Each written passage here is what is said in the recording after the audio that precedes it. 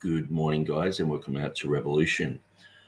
I'm hoping that my sound is better in this video. I went back through the previous video. It was quite choppy.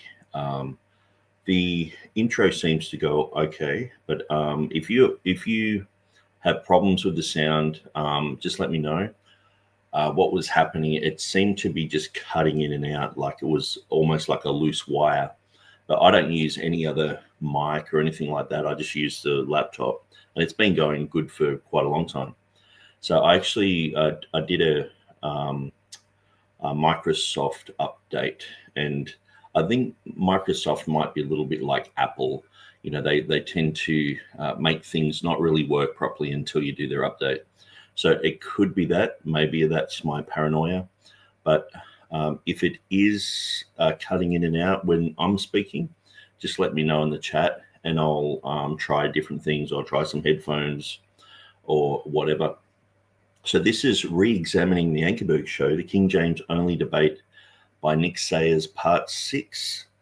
And so Helg is already in the house. He says Saturday night in Norway with Nick analysing the Ankerberg show. That's what I like about the time difference between Australia and Norway. And he says the teary face came by mistake. Okay, so he's laughing and crying at the same time. So he's just overwhelmed with excitement about this program. And so one thing I wanted to go through a little bit more. Now, I know last time I did a program, we did talk about the issue of losing one's voice. And I understand, you know, people have sort of pushed back and said, hey, you know, John the Baptist's, father, Zacchaeus or Zechariah, he had lost his voice. And it's an amazing story in the Bible when you read through that, and how he was unable to speak because he didn't believe the word of God. Now, people have put this upon many Bible translators, and so when you read through what's said about this, though, it's not accurate. And I actually think that Don Wilkins was trolling the King James guys. And what they've probably done later on, knowing, you know, James White and others, James White, Dan Wallace probably just said, hey, you know, these guys were thinking that you actually lost your voice. Let's make a big deal about this, and let's push it, because you could hear Sam Gipp in the background saying, this needs to be recorded. Look right in front of the cameras for everyone to see, you know, he lost his voice. And so I just think they're trolling. And this is the sad thing about this, when you get people who are into the hyper conspiracy stuff. Now, I've got no problem with people being involved in conspiracy stuff. If you're a police officer, if you're a forensic scientist, you have to think like that with everything. You know, you have to always think outside of the box and go, okay, what could have happened here? And when we're dealing with frauds, fakes, things like evolution, we have to think outside of the box and go, well, who would believe such nonsense? Who would promote this type of thing? You know, climate change. Who would want to push this onto a society? Wars and all sorts of things that happen. We know that there are conspiracies in the world. But there's conspiracy theory truth, and there's conspiracy theory kookiness. And unfortunately, pretty much before the internet came along, there was like a glut of kookiness that came into the King James arena. And we're still dealing with that with, you know, some of these people like Ripplinger and Ruckman and others. And so one thing that I wanted to bring out, it might be here. Yeah, here it is. I'll actually just separate this window from the rest. Whoops, I've got my Facebook showing there. I might actually turn the Facebook off. There we go.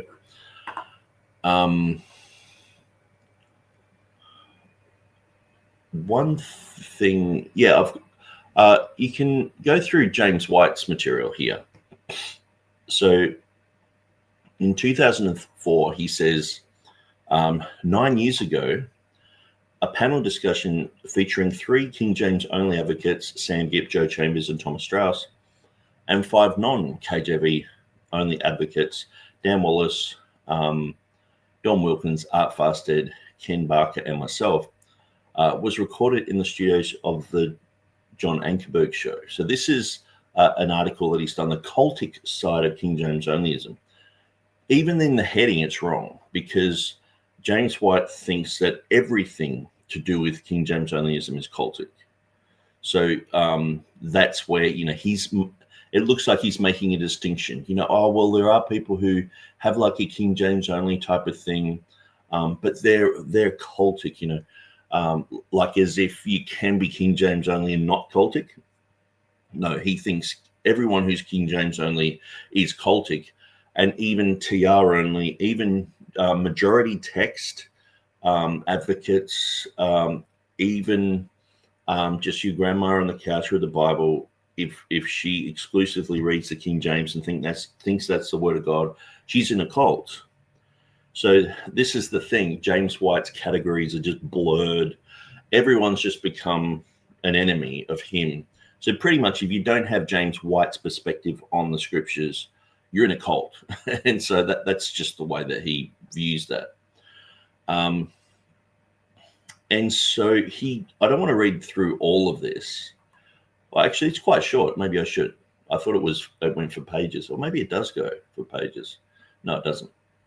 For some reason, I thought it was a long article. Maybe it's this one that's a long article, the Ruckman. No, that's short too. Anyway.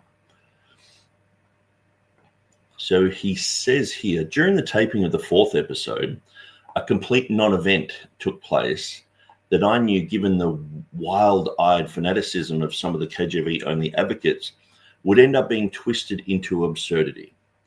I wrote about it shortly after KJV-only folks began telling tall stories about it. So we're going to go into that. That's Texe Marrs.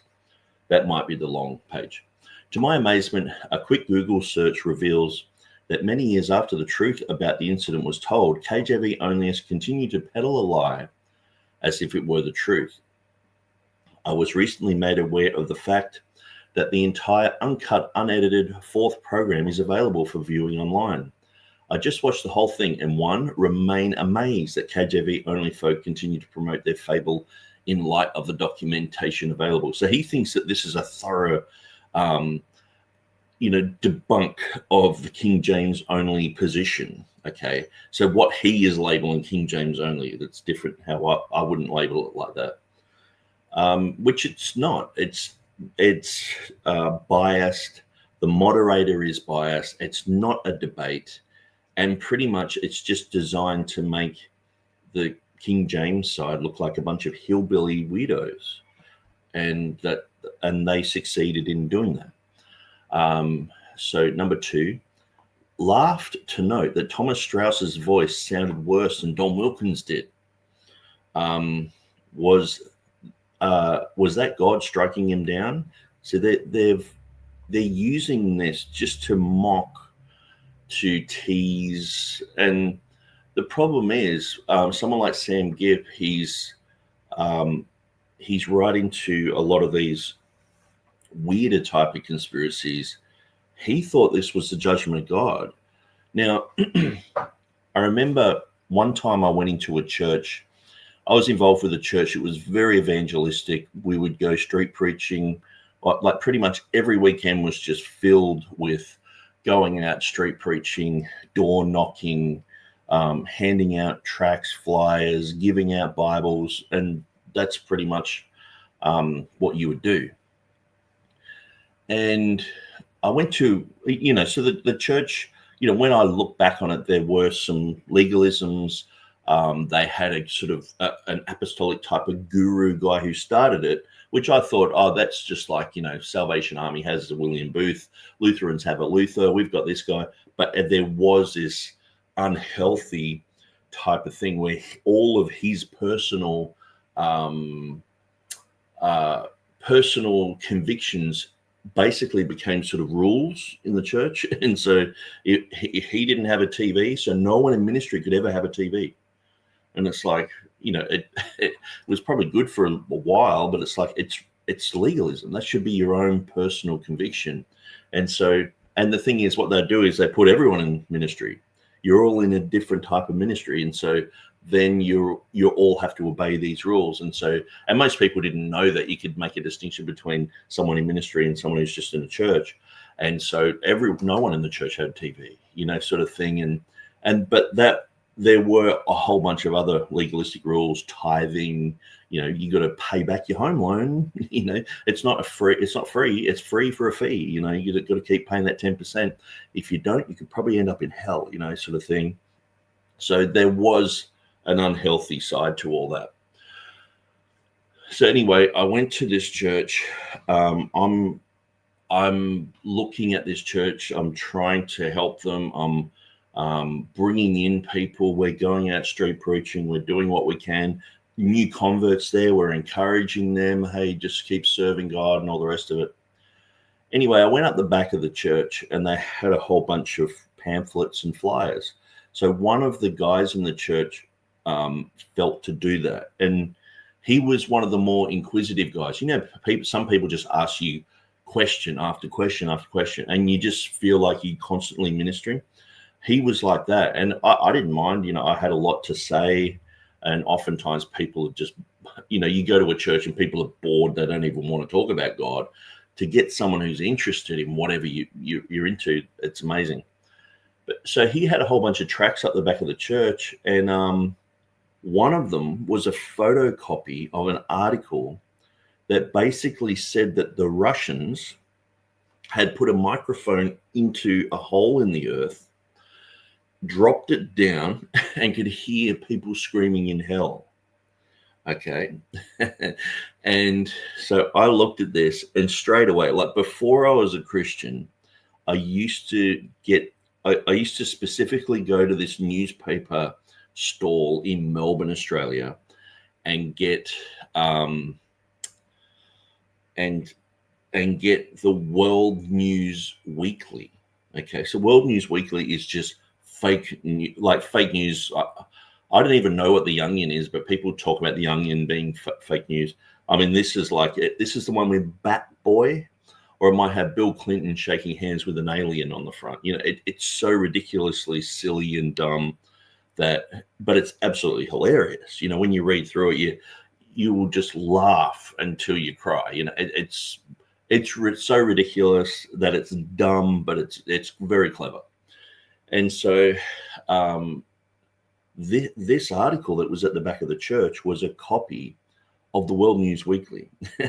It was just photocopied. People put this microphone into this hole in the earth, and it went down like a few kilometers or whatever, and they could hear people screaming in hell. And they thought this was a good thing to show people that hell's real. They found it, sort of thing. And I just said to this guy, look, this magazine here is really bad. Like you really need to get rid of this. It's if people come along and see this, a lot of people know that this is like a satire magazine. They're going to discredit everything, because they've got some really good tracks on hell and heaven and other issues. And so, they got rid of it. So sort of a bit of a long story, but it's like, this is the type of kooky thing that I feel, James White just loves to throw these kooky things out there. He loves to bring discredit. There are people out there with a lot of zeal. They have a heart for people, or they have a heart for a certain position. Some people have a heart for creation ministries. They're just so into it. But then when you examine, some of the things they're saying, it's just not right. And it's easily debunked. And what it can do, it can actually destroy their credibility. We see this with politicians. When a politician says, hey, we're going to do this, and they don't, people just say, well, let's write them off completely. And that can happen, with Christianity. Can happen with anything. And so this issue of Don Wilkins losing his voice, it's ridiculous. And people have just got to stop saying this. Now, Jonathan Barris is like, Nick Sayers needs to go and police everyone who holds a King James in their hand and is labeled a King James onlyist, and I have to go and rebuke them, apparently. I do rebuke people for doing silly things, for saying dumb things and all the rest of it. But I'm not, it's not my, it's not up to me to do this. You know what I mean? I don't have to do that because I'm in no way associated with someone who says this type of thing. Now, I might get a book on the King James and it has some weird stuff in it, a Ruckman type of thing or a Ripplinger type of thing. Now, I often just say, hey, I'm not a Ruckmanite. I've said that from the very beginning. I'm not a Ruckmanite. But James White turned around and said, Nick Sayers is a Ruckmanite. It's the first thing he ever said to me was I was a Ruckmanite. You look at Mark Ward, he says the same thing.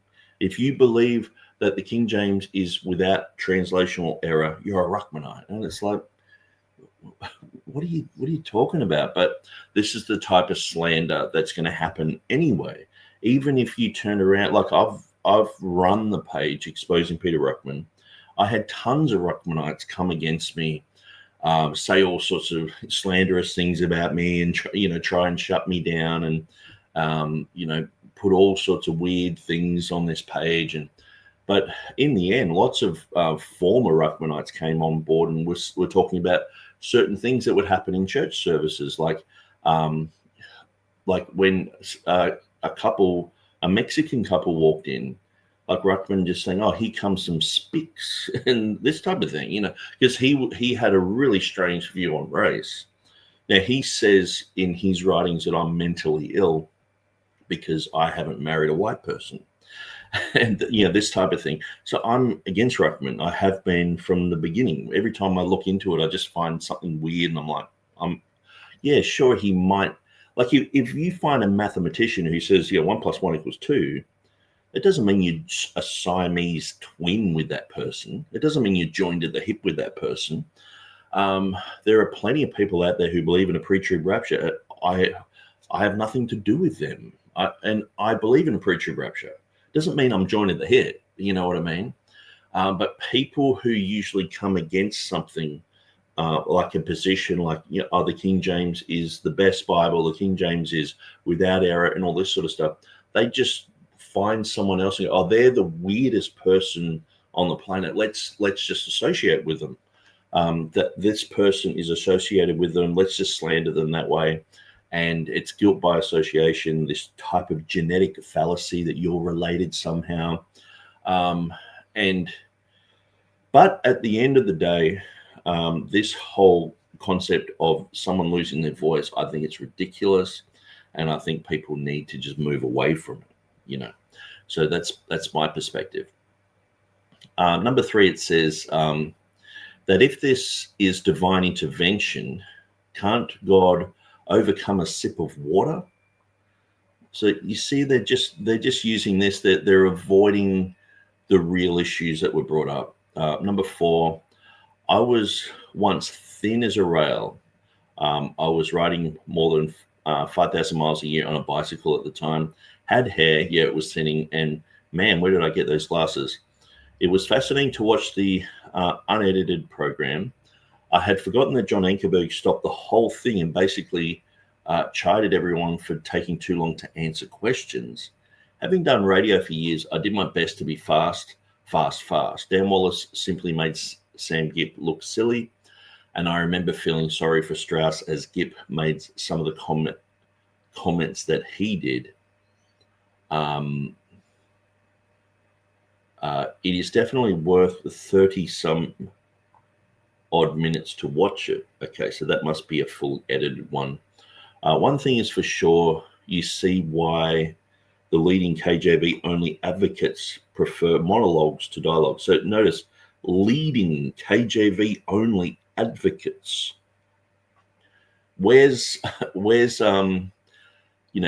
all, if they really had people who James White would label King James only, and they were looking for an intellectual discussion, they would have D.A. Waite on there. But D.A. Waite wanted a proper debate with moderated time, and they wouldn't allow for it. I think Gail Replinger was like, this is just going to be a stitch up. They're just going to mock me. And so she didn't go. Joe Chambers replaced her. And the thing is, Joe Chambers' position is more like a DA weight position. Strauss has the Dean Burgon Society position. Gipp is a Ruckmanite. So that a lot of people don't realize that the DA weight crew and the Ruckmanites were at loggerheads for years, and they still are. That they would just sort of mock each other. Like the Sam Gipp types, the Ruckmanite types would just say, oh, where's your stupid Textus Receptus thing? We don't need the Greek. We don't need these things. Where D.A. Wade, you listen to his material, he's saying, hey, it's okay to learn the Greek. You can learn Greek, you can learn Hebrew. It's a completely different school of thought. But then they've got them all there as if they're unified, and this is part of that type of slander, where they're not really making a full distinction between all the positions. And so now I'll just quickly read through this one as well. So James White, August 1st, 2009, King James Onlyism, from Sam Gipp's site. Now it says, first, James White, the famous Bible hater, put a video on claiming it was the segment on the John Ankerberg show where Don Wilkins of the NASV lost his voice. It wasn't. It was a different occurrence. The one where Wilkins lost his voice was erased by Ankerberg's orders. First, I did a brief YouTube video explaining that White was lying. White responded by repeating this claim. Therefore, I did a second video that shows the real part of the show where Wilkins lost his voice. If White has responded, I wouldn't know because I really have too much to do to spend my days on YouTube, which makes me wonder just how much of a ministry White has. If he has so much free time, he can sit around all day making YouTube videos. It's like, I remember this type of flavor was happening with the Hyper King James guys. They're like, oh, you spend all your time on the internet. It was just so dumb. It's like, it's just a tool for learning. Like, how many people even Sam Gipp's made tons of videos on YouTube. Like, these guys, like, they drive me crazy. The just the double standards. When COVID came along, before COVID, it's like, don't have Facebook and don't have Instagram and don't have Twitter. And then it's like, hey, join us for our online services while our church is closed. It's pretty amazing to watch, really, the hypocrisy behind a lot of this stuff. You can view these two clips by going to YouTube and searching for Sam Gipp lost voice. Maybe I should quickly do that. Okay, so through the evidence, though the evidence is without question this is James White, to any rational observer, I do intend to post one more video, this time adding the testimony of others who were in the room at the time to finish the case. That will make 2 or 3 witnesses along with documentation from more than a decade ago, plus the actual video footage, all versus Sam Gipp's word. I know that will not convince him nor his followers, who are immune to rational dialogue and argument anyway. But for those who are interested in the subject, it should be the last word. I do find Gipp's Ruckmanism, famous Bible hater, lying, etc., sad, but somewhat humorous as well. As most know, my schedule is non-stop, including overseas travel, debating people Gipp doesn't even know exist, and his comments about how I have nothing better to do are really quite funny. And it is. It's just childish. Like, oh, he's on YouTube, is he? It's just so dumb. Like, and the thing is, that's one of the reasons why I just don't have time for these type of people. You know what I mean? It's like, do you think what Sam Gipp said here is good? And it's just like, I don't know. Sometimes he says some things that are just 1 + 1 = 2. He's just stating the facts. Other time he's just behaving ridiculously. And the whole back and forward with him and Stephen Anderson, I was just watching that going, I think I got halfway through it and I was like, man, this is so ridiculous. So anyway, let's get to some of these comments. before I look at the Texe Marrs, what Texe Marrs said. Because actually Texe Marrs caused a lot of problems in a lot of circles when it came to this issue. So everyone's high-fiving Helg. Bold is in the house. Talking about the weather. And Bible Highlighter is in the house.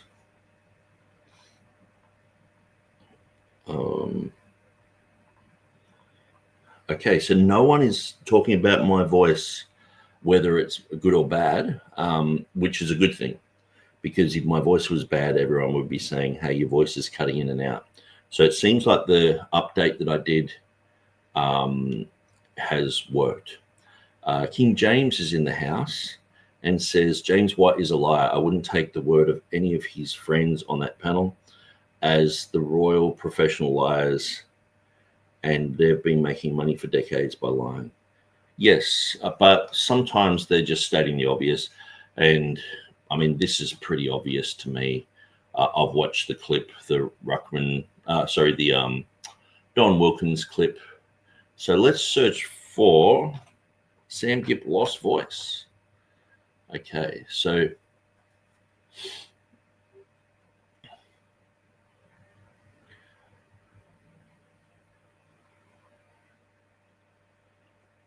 all right, I don't really want to spend too much time on it. So what I might do, I'll open this one. We'll see what James White has to say.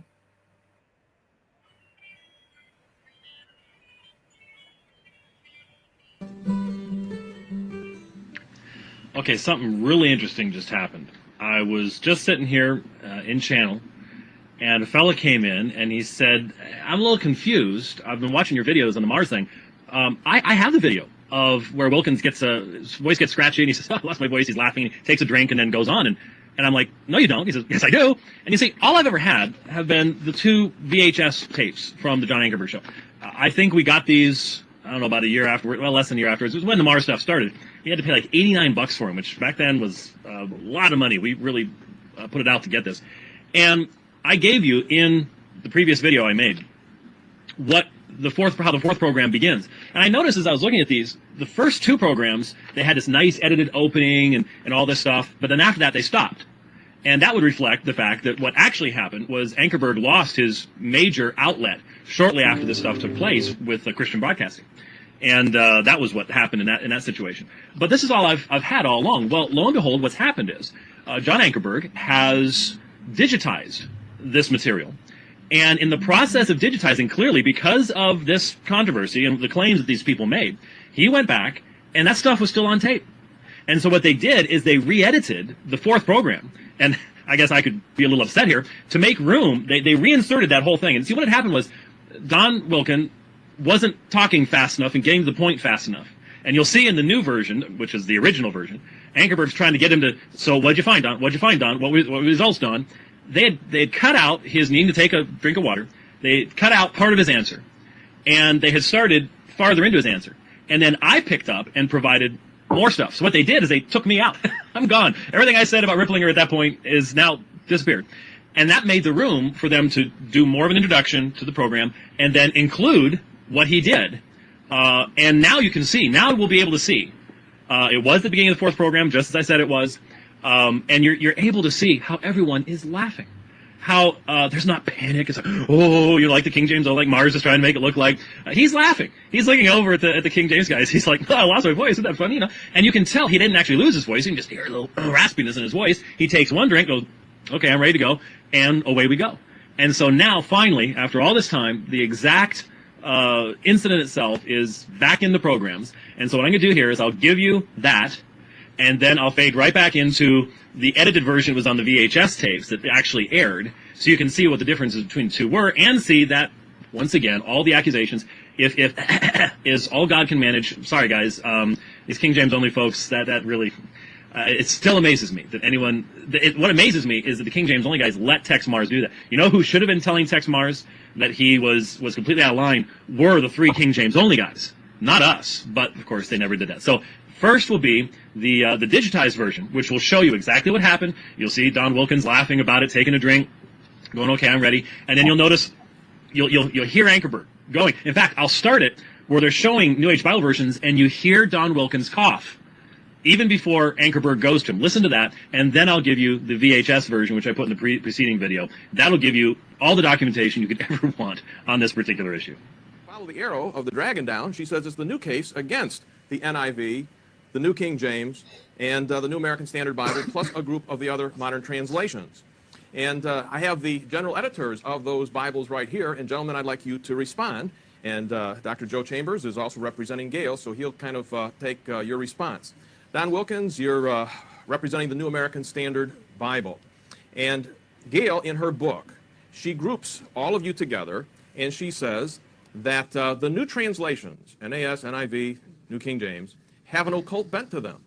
They introduce New Age philosophies into the church. They spread mysticism and liberalism, and line by line, they are changing the face of Jesus Christ and Christianity. Now, the people that read this book, it appears to them that she has a mountain of documentation to back up what she has said. What do you think about the evidence and the documentation in this book? Well, first of all, that book, no, I'm losing my voice. Need a little water here first here. All right, hold on. We'll pick it up there when he gets his voice. It happens right there. There it is. It's documented right there, brother. Okay. Hold on. All right, you all ready? Try it out. Hi. Yeah, I think I'm all right now. All right. So we'll pick it up right there. All right. You ready? Okay. What do you think about the evidence and the documentation that she has produced? Well, let me tell you that when this book came out, the Ruckman Foundation, we realized that we had to respond to it eventually, that it was getting around and people were starting to make phone calls and ask questions and things like that. And so we spent 6 weeks going through it, or at least going through parts of it. I think she said she spent 6 years working on it, and frankly, we didn't feel like we had that kind of time to go through that. What did you find? We found, what I personally found is that virtually everything she says is wrong, or a misquotation, or it's a deliberate deception of people, misleading them about what facts there are. What do you think of her documentation? I think it's ridiculous. It's careless. It is full of holes. Everything I've seen in Ripplinger's book, virtually everything she says is either a misquotation or a misleading of the truth of people. And I'll give you a good example. She focuses in on, among other things, on Westcott and Hort. And were fine men of the church, fine Christian men. What do you think about the evidence and the documentation in this book? I think it's...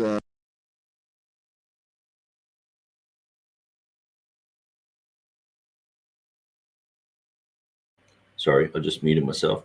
So that was the digitized one.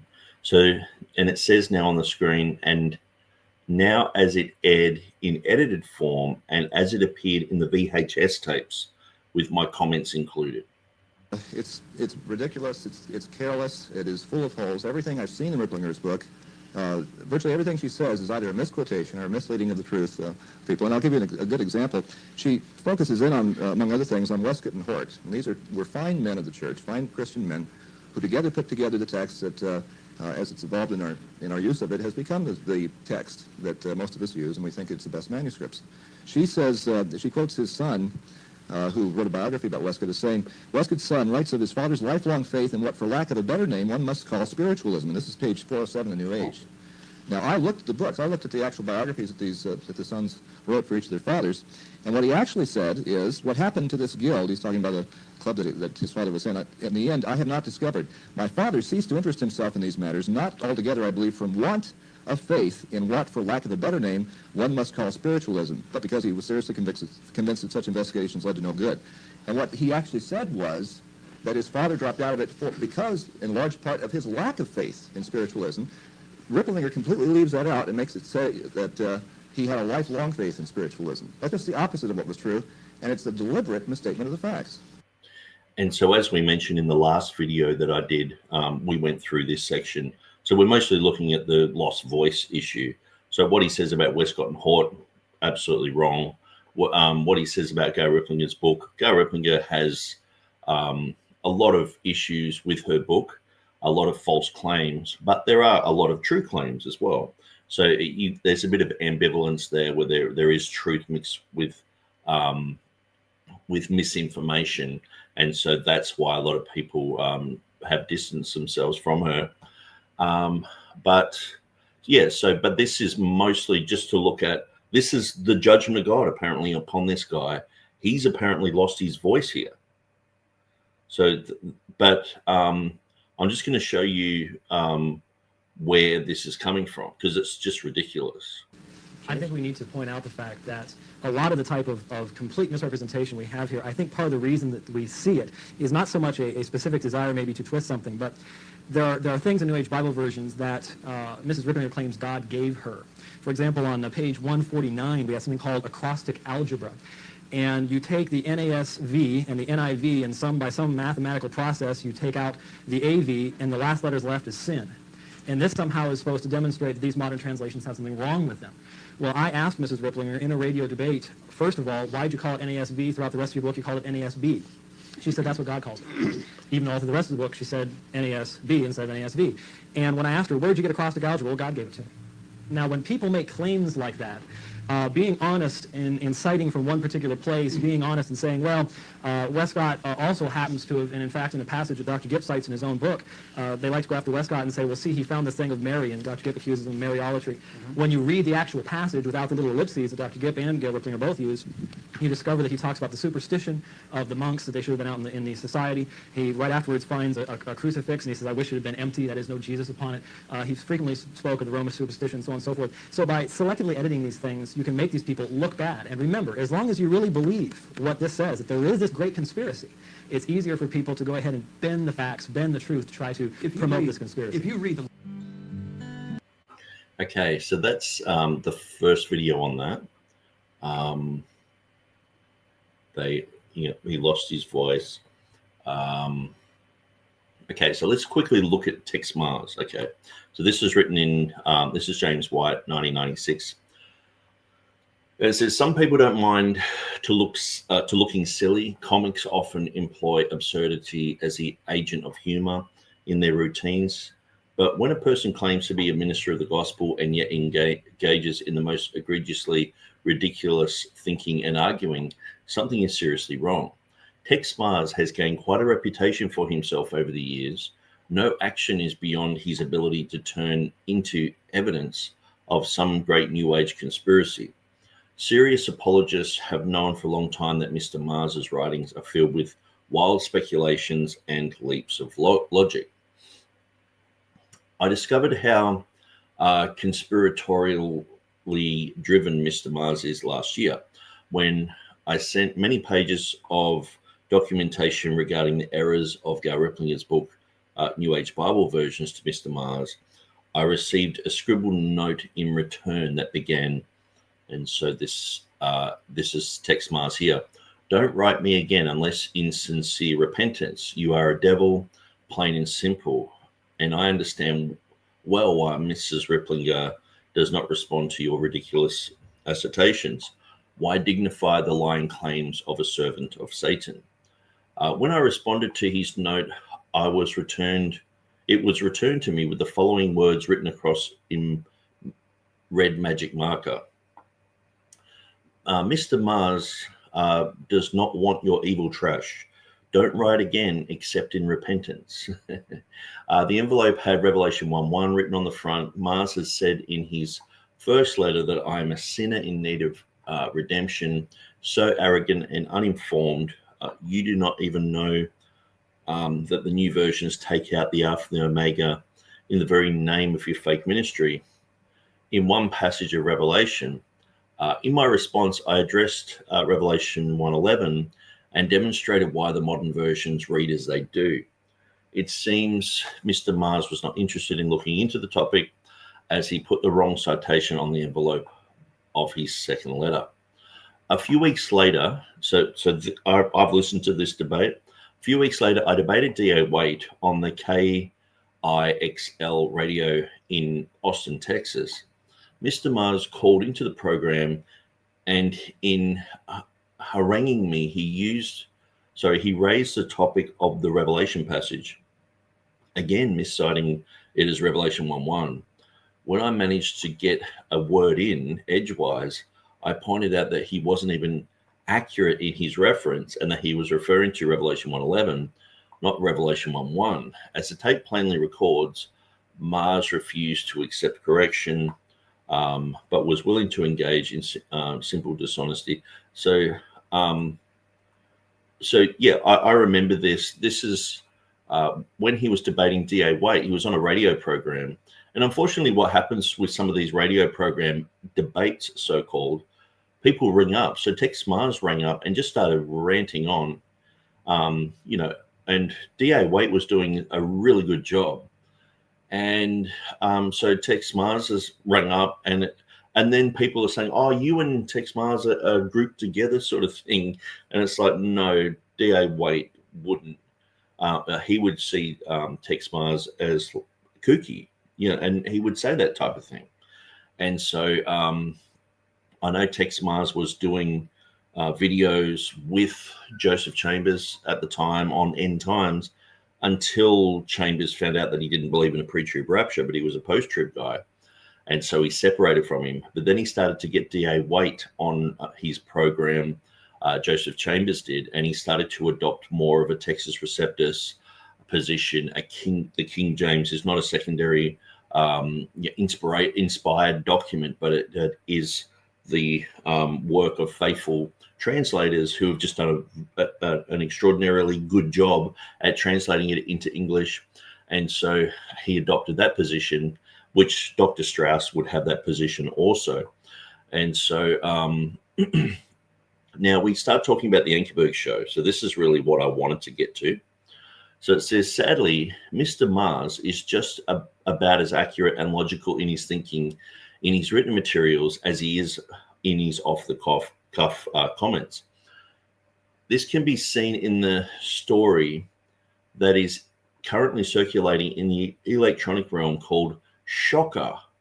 Bible scholar loses voice on the John Ankerberg TV show, from Mars's newsletter titled Flashpoint. So that was in 1995, in October 95. So we're looking at 30 years ago. Marrs asserted that John Ankerberg was afraid that the KJV advocates would get the upper hand and that he attempted to stack the deck. And I think that too. I think he stacked the deck in this in this so-called debate. Marrs asserts that 5 new version scholars were invited, but only 3 King James advocates.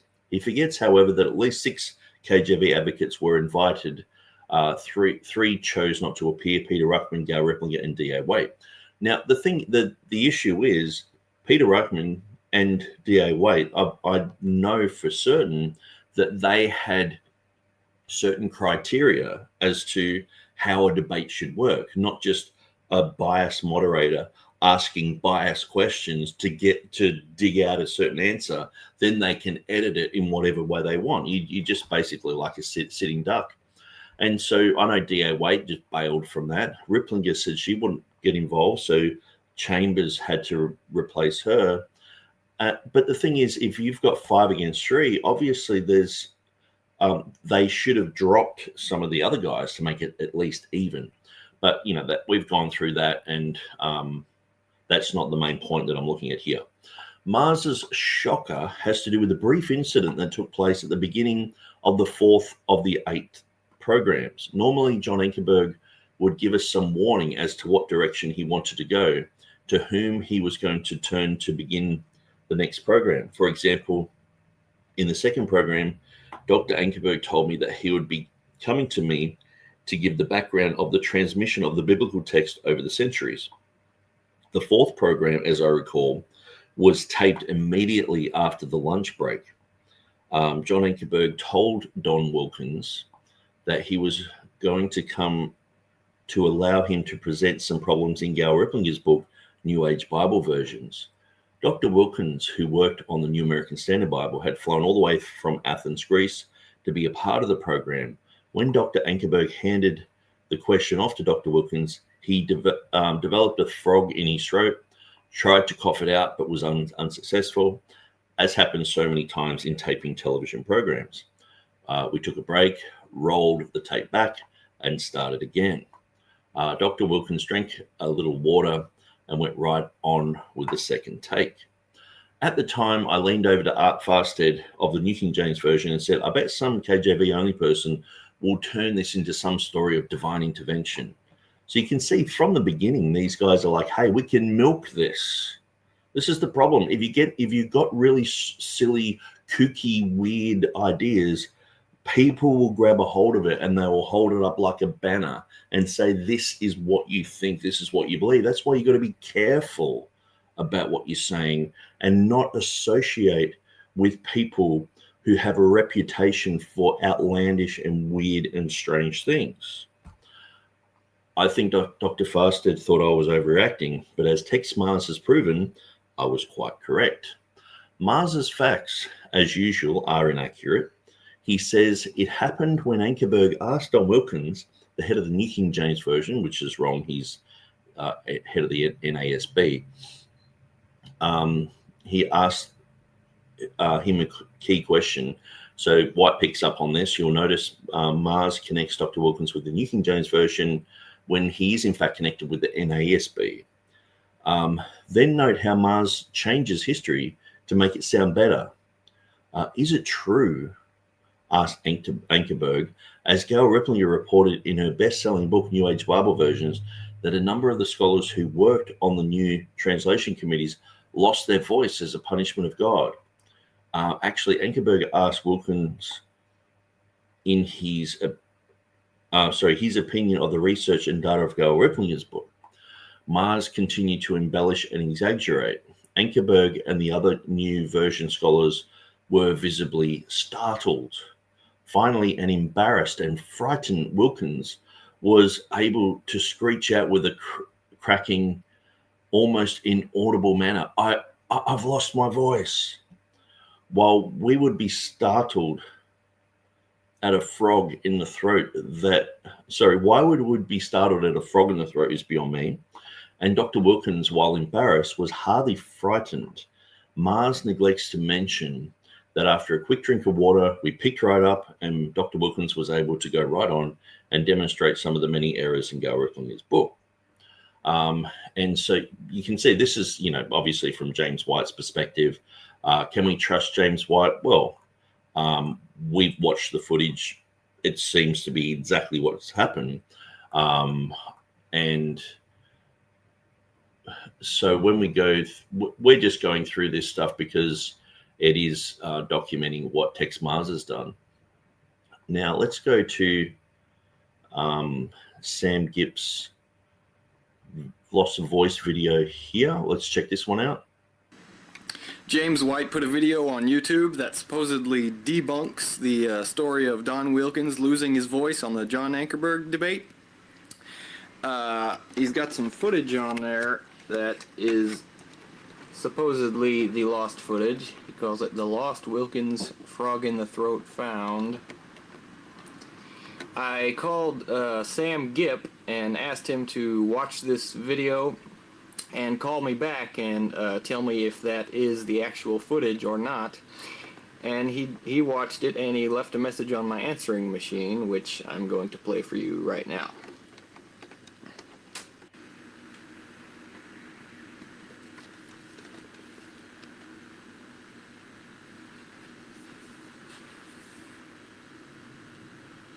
Saturday, 5:12 p.m. Hello, dearing Sam Gipp. I look at that clip, and that is deception. That's not the exchange that he lost his voice on. It was plainly where he asked Barker, and then Farstad, and then Wilkins in that order. Did anybody working on your translation lose their voice, go insane, or die? That's not the question Ankerberg asked in that exchange, and he asked it directly to Wilkins instead of going up the row. So that is just deception. That is not at all where he lost his voice. And James White has to know that. So if they have to deceive, that's really kind of good news.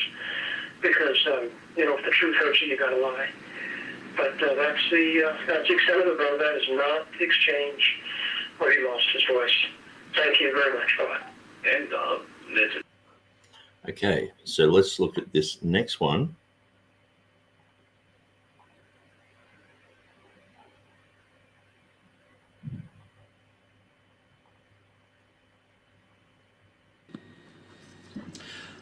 My name is Dr. Samuel C. Gipp. Let me explain something here. I am an evangelist and travel the country. We haven't had a home. My wife and I haven't had a home in 23 years. We live on the road. And about 5 months ago, I did a YouTube segment about a claim that James White made concerning the Ankerberg show some years ago. And he claimed to have the segment where the man lost his voice, Don Wilkins, and that is not the segment. Well, he has since said that that is. And so here's what we're going to do. Now that YouTube section that I did was done in New York. This one is 5 months later. I'm now on the West Coast. I'm in California. It takes me a while to get anybody that knows anything with the internet to get on the internet. I don't do this very often. I just got done preaching tonight, and I'm usually preaching in a different church every night. But we have the actual segment, and the segment that James White shows was not the segment where the man lost his voice. In fact, if you watch it, he doesn't even lose his voice. He gets a little raspy, takes some water, and puts it down. But here's what I want you to think about that. Why did John Ankerberg edit that out? What was he afraid of that he edited that out? But here's what happened. He asked the question. The question that was asked was, Gail Ripplinger said that men died when insane, lost their voices during the translation of modern translations. And then he asked Ken Barker, head of the NIV, Art Farstad, head of the New King James, and Don Wilkins, a translator from the New American Standard Version. And Barker said it didn't happen, and Farstad said it didn't happen. And when he got to Wilkins lost his voice. He started like this. He went, "No, John, nobody lost their," and his voice tapered off. And it was Don Wilkins that said he lost his voice. He went, "I lost my voice." Now, at that point, John Ankerberg stopped the taping. I know James White says he did work in audiovisual stuff, so he knows it was not erased. John Ankerberg told his man, run it back and tape over it. Now, maybe they took that little segment that James White is showing, maybe they edited that out. Nobody edited out where Wilkins lost his voice. They literally taped over it. It will never be found because it does not exist. And so he said, "Charlie, run it back." Wilkins took a drink of water, and we're going to show you the actual segment where he lost his voice. What you're going to see is the second time. The first time is gone. But it's going to be the second time that he asked those three gentlemen that question. And listen carefully. When he gets to Don Wilkins, Wilkins almost smugly says, "Well, as you can see, I haven't lost my voice." And then you hear us all laugh. Everybody laughs. And we're laughing because 60 seconds earlier, he had lost his voice. So look at this segment, and then I'll come back and talk to you. Gail Ripplinger, in her book, New Age Bible Versions, accuses the new translations of watering down the deity of Christ and other doctrines in the Bible. And another thing, we're going to get to some of the verses here, another thing that she says that we have meant to pick up is this, that the editors of the NASB, NIV, and New King James, as a result of their working and thinking, 5 have lost their voices, 1 has gone insane, another died prematurely. Do you know anything about that, Ken? Speaking for the NIV translators and editors, I know of no NIV translator or editor who has lost his voice, gone insane, or died prematurely. All right, let's go to you, Jim. You're on New King James Version. Has anybody gone insane, died prematurely, or lost their voice? You mean Art? Art, I'm sorry. No one. We're all still kicking. Don, NASB, got anybody that's lost their voice, gone insane, died prematurely? I've obviously not lost my voice. And, no, everybody I know is just fine. All right, now you just saw the actual tape of where that took place. I told you what you saw was the second time. The first time does not exist. What you just saw was taped over the first time. The first time Barker said nobody died, went insane, lost their voice. Art Farstad, New King James, said nobody died, went insane, or lost their voice. Wilkins, his voice tapered off. And then Ankerberg ran it back, and they did the one that you saw. Now look, I haven't been trooping across this country for 15 years, making a big deal about this guy losing his voice. But apparently it really shakes John Ankerberg and company. So I don't care what Jim White says, or what James White says. He's up there in San Francisco with his ministry, and I don't care what he says. If he tells you this isn't the section, what can I say? If you don't believe the King James Bible is the Word of God, you're not going to believe me anyway. If you believe the King James Bible is the Word of God, you're not going to believe James White. I can only appeal to the fact that what I'm telling you is the truth. And the thing about James White, if it was someone who had not been on the show, they would be ignorant and they could believe that segment that he shows was from that show, was the section where the man lost his voice. But James White was there. He was there for the segment you just saw. And he knows that's where Wilkins lost his voice. So James White is being less than honest. Now, maybe right now along the bottom of the screen it says, there it is, folks, Ruckmanism illustrated, and James White is jumping up and down with glee. But I'm not lying. James White's lying. But, well, I've got you. Let me tell you again, go to samgipp.com. That's samgipp.com. That's my personal webpage. I have a publishing company named daystarpublishing.com. Okay, so then it just talks about some other things. I'm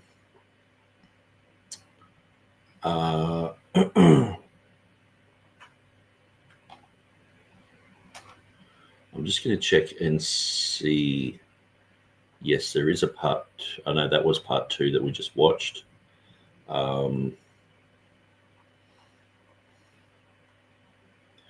Okay.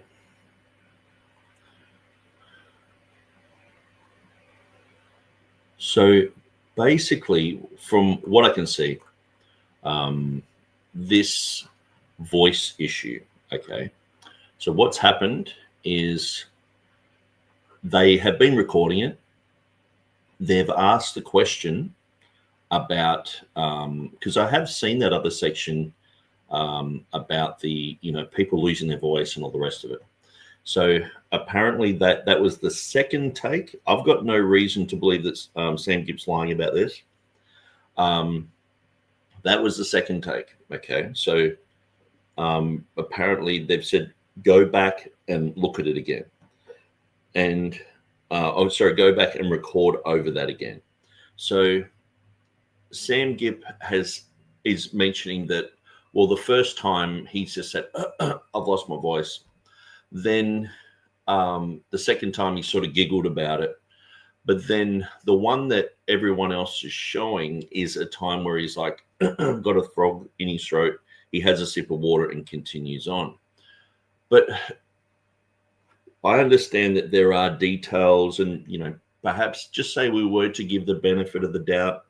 Someone like James White, maybe he's misremembering.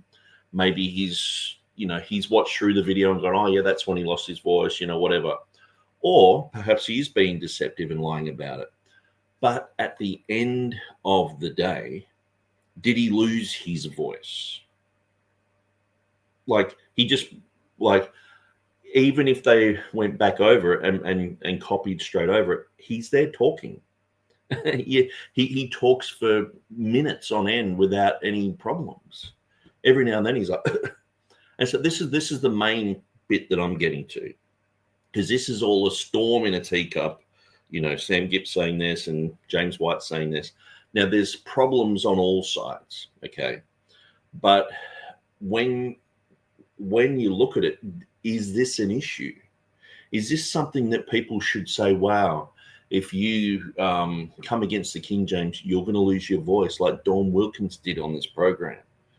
So at the end of the day, it might have been a big thing to say Sam Gipp. He's seen, someone being asked a question, have people lost their voice, whatever. Like I said, maybe Don Wilkins was trolling them, going, I've lost my voice, whatever.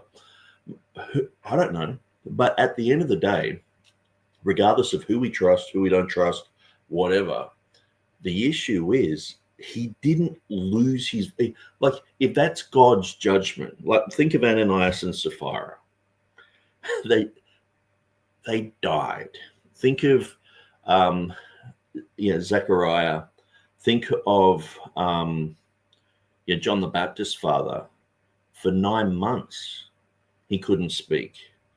And then it was a huge celebration when he said his name shall be called John. He said it. And then he praised God. It was because everyone knew that he couldn't speak when he came out of the temple. And he was writing things down and all this sort of stuff. Is that the type of same thing here? It's obviously not. And does my head in that people will see this as some sort of weird thing. And see, the thing is, Texe Marrs reporting on this, Texe Marrs was like the Y2Ks, the end of the world, and then Y2K just came and went. Nothing really happened. He's been a fearmonger for a long time. Now, I've got no problems with people having conspiracy theories, like someone saying stuff like an Alex Jones or something like that, or, this is what the government is, or this is what's happening, with the cabal or whatever. It's like, okay, you can say whatever you want. But at the end of the day, Texe Marrs had some really kooky, weird stuff that I can easily disprove.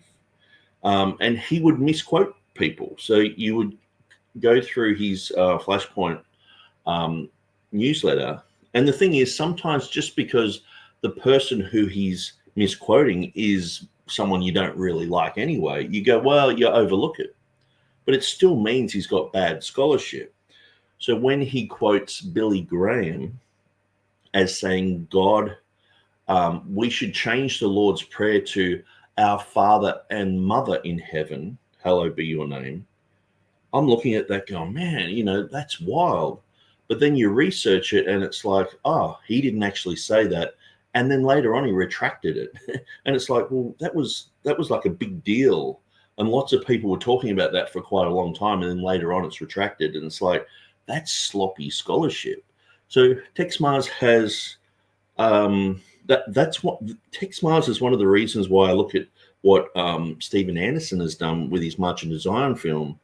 And I'm like, oh, you've got Texe Marrs there. It's a bit like saying, you know, you've got one of the most unreliable sources in there talking about all this stuff about Israel and all the rest of it. And so he has had a huge influence on Henderson. And to me, that brings everything into disrepute. That causes people not to believe what's being said, even though I don't agree with the whole premise of the March into Zion thing. It's a mixture of truth and deception. But Texe Marrs, yeah, if everything's a conspiracy theory, if you mention everything from, you know, JFK to, you know, Kinsey, and all that sort of stuff, sure, there's going to be some things that are true because we live in a world where there is that type of thing happening. But I'm just looking at all the things that aren't true and all the weird things. Like if someone does this symbol, apparently you follow Satan. Now, my first pastor had broken his finger. Before he was a Christian, he used to do karate and all that sort of stuff, and he'd broken his finger. So no matter what, if he was pointing in a sermon, this little pinky would just stand up. And so he would be going like this. And so me and my friends, we got saved out of like the heavy metal scene, and we'd all look at each other and have a bit of a giggle and, you know, afterwards go, hey, did you see the pastor doing this? And we'd just mock it. Because at the time, Texe Marrs was talking about all this Crenati thing. If someone does a Crenati, they're from Satan. And sure, you go to heavy metal concerts and people are doing this weird thing. You go to you go to certain places and they're doing this sort of stuff, Satanists, and you know they'll have this thing. But then you go to a football game and that's the symbol of like the Bulls or something, or the Rand or whatever has horns, you know. And so it's like, oh, so is that satanic because you do a similar thing? And usually people go, well, a 5-pointed star is satanic. Like I heard Candace Owens say this the other day, which just made my kooky alarm clock or alert clock go off in me and just go, that's just weird. It's kooky. She was saying Morocco is evil because they have a 5-pointed star on their flag. Starfish are 5-pointed stars. God himself, Jesus was there and made a starfish, 5-pointed star. If you look at snowflakes, usually it's a 6-pointed star, just like the horrible Star of Rephaim, the Israeli flag, you know, so it's all evil, you know. All throughout nature, we have squares, triangles, circles, you know, one, you know, 5-pointed star, 6-pointed star, 7-pointed, you're right up to like, you know, 20-pointed stars. Like snowflakes are just amazing when you look at it. Created by God. And so Texe Marrs would be like, oh, here's a company, here's a symbol on their logo. See, they're from Satan. And that's just low-hanging, mindless kookiness to me. I just find that irritating. I find it unnecessary. If you just point out the facts of things, you come up with truth. If you have to point out facts, then bring all this conspiracy stuff with you, all these guys, like a lot of these guys, yeah, James White and all the rest of it, they're easily debunked. But one of the reasons why people side with them is because these kooky guys oftentimes are sprouting stuff that is so easily debunked that people just, their kooky meter goes off and they're like, I'll side with James White, sort of thing. So it's actually, it discredits the position. And I think people really need to look at this stuff and to get away from the kooky stuff. Just because someone says, like I said, if someone has a creation ministry, but they're Seventh-day Adventists, you don't just promote them. They're going to have weird stuff in there. If someone, believes, like I believe in a preacher of rapture, if someone believes in a preacher of rapture, but they're saying all sorts of strange, weird things that are going to cause people to cringe, you shouldn't promote that. And so when it comes to this issue, there are a lot of people who make this lost voice thing a huge deal. And from what I've just looked at, it is a storm in a teacup. Sure, they might have deleted something. Sure, James White, he could be lying about it. All this stuff, could be true. But at the end of the day, did he lose his voice? He coughed or whatever, or he said, I lost my voice, and they've taped over it and all this stuff. So regardless of who's saying what and who's right, who's wrong, who's misremembering, who's lying, at the end of the day, it's a nothing. It's kooky, it's weird. And I've got books on my shelf that talk about the, Textus Receptus, talk about King James issues, and then it has, translators who've lost their voice, and they're referencing Texe Marrs for Flashpoint. And it's like, it shouldn't be. And the thing is too, like Gail Ripplinger, oftentimes in her books, she will say, okay, well, the NASB delete this verse or change this word so it's more Catholic or whatever. And yeah, that I could agree with something like that if there was enough facts for it. But then the next thing she's talking about something weird that's easily debunked. When I'm reading through it, I'm going, that's silly. That's just not real. That's not reality. That's not true. Why bring all, the whole thing about the Titanic and the white, or was it the White Line company that made the Titanic or whatever? It's the White Star. That's it. Oh, it's the Star of Satan and all this stuff. It's like, I'm reading through it going, no, this is stupid. Sure, she said something true, but then she said something really stupid. And we should just say what she just said there is stupid. I would love for people, when they're going through my stuff, when they're watching my videos, to go, oh, Nick said truth right up until this point, and I think what he said there was stupid. And that's fine. You can say it to my face. I won't cry like a baby. But oftentimes when you touch God's anointed, when you critique someone who's saying silly things, and sometimes too, like I critique everyone, like even some of my favorite people, I usually get to the point where I'm like, I know their stuff so much that I can go, this one little bit I don't agree with. And so I might say that. I might say, look, I follow this guy up until when he says this, and I disagree with that. And so, but when it comes to, Ripplinger, Ruckman, there's lots and lots of problems there. Heaps of problems. And so I in no way have anything to do with these people, except for the fact that sometimes their data might match some of the data that I've got. Sometimes. But I try and distance myself from the kooky. I try and distance myself from that because I want what's true. I want what's pure. I don't want a polluted stream. And so, anyway, there is another Ankerberg King James video that we did play last time, and I might just quickly play it. No, actually, it was played in the Sam Gibb thing, so I'll leave that. Actually, we'll put that back up. And then what we're going to do is we're just going to watch through that section.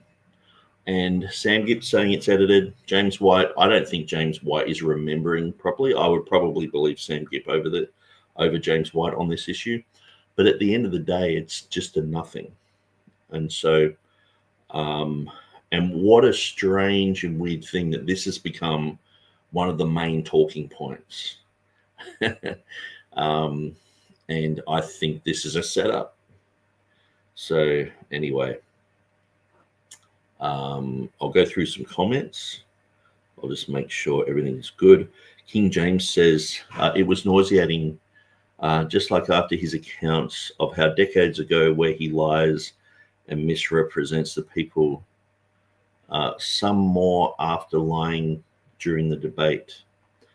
White went on one red herring after another because he couldn't deal with the thesis of Gale's book or the hundreds of examples that she gave. White would be a perfect Democrat politician.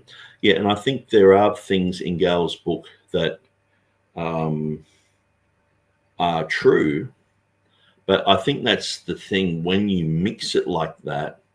Like I've often said, there's more error in James White's book than Rippling is. And a lot of people like think, oh, you're supporting Rippling. Not at all. It's just that James White, every time he's bringing up issues of translation and talking about manuscript evidence and all the rest of it, he can easily be debunked. Where if I'm going through Gale's book, she will say truth. She mightn't have done the homework to get to that truth properly. So she knows the answer, but it's like she might say, well, it's because of this, this, this, and this. And I'm like, well, I don't really agree with that. But sometimes she does say the right thing. But then she adds all this sort of her own imaginations into this. And that's where I'm like, well, that's weird. You know, the whole concept of Titanic, the whole concept of Rupert Murdoch being King Meriadoc, and oftentimes putting names, like rhyming names, like James White will be, you know, White Lies and all this sort of stuff, which can be funny, but it's like she constantly does this. If someone has a last name that's like with me, she calls me Nick Gainsayers. It's like, okay. What she calls Bryan Ross, Brian Dross. And it's like, it's just childish. This is ridiculous. And so Following Truth says, when I assert my KJV position in theological discussions, I often find I get straw man arguments used against me. Most people are actually not studied on this subject and simply regurgitate nonsense they've heard elsewhere. And I find that too. Sometimes I'll jump onto YouTube, a video will come up about, you know, some people defending modern versions or whatever, and they just constantly are just parroting rubbish. And it's like easily debunked. And so sometimes I might even comment and just say, the first point you made is wrong, and I'll explain why.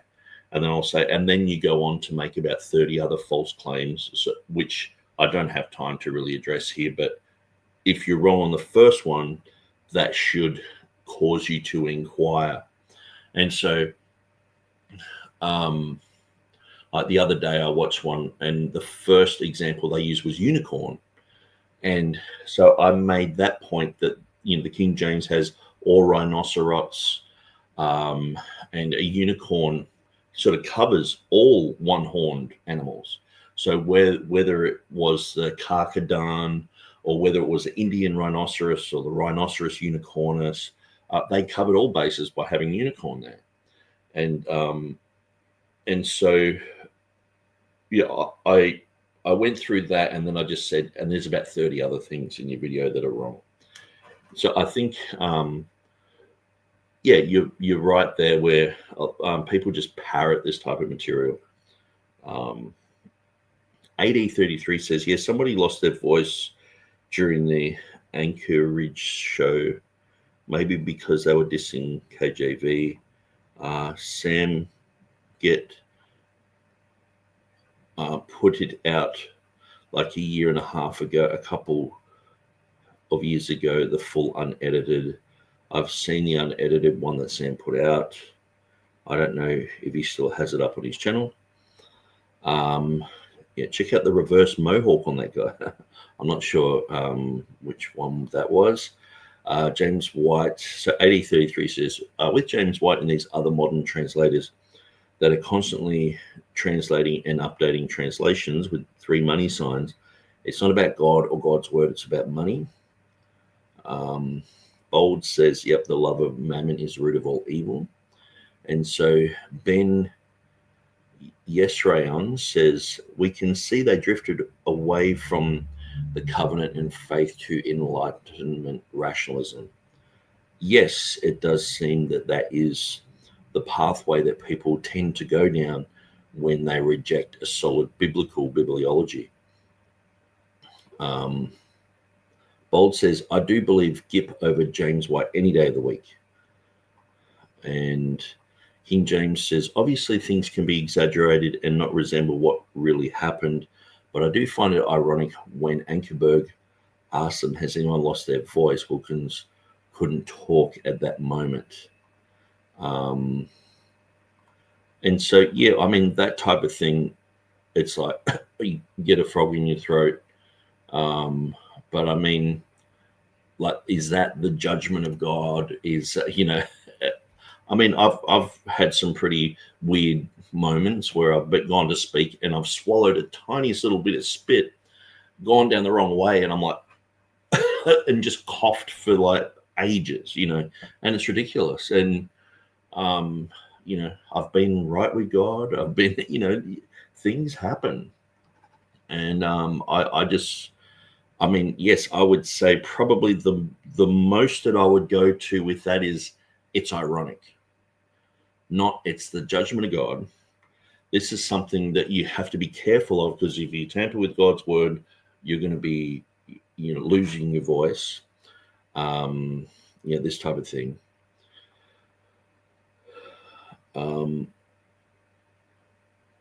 Bible Highlighter says, yeah, I remember seeing this video by Gip, and I thought there was something here because they hid the tape, but they did not lose their voice. Wilkinson did not lose his voice. Yes. He spluttered, coughed for a little bit, went, I'm losing my voice. I've done that hundreds of times. I mean, I've been on missionary trips where I've gone preaching so hard on the streets, day in, day out, that the last 3 days I can't even talk. I can't even say hello to someone. I'm like, because I've blown my voice out. Is that the judgment of God? I mean, I'm preaching the word of God. You know what I mean? I guess people could say, well, Nick's message wasn't pure.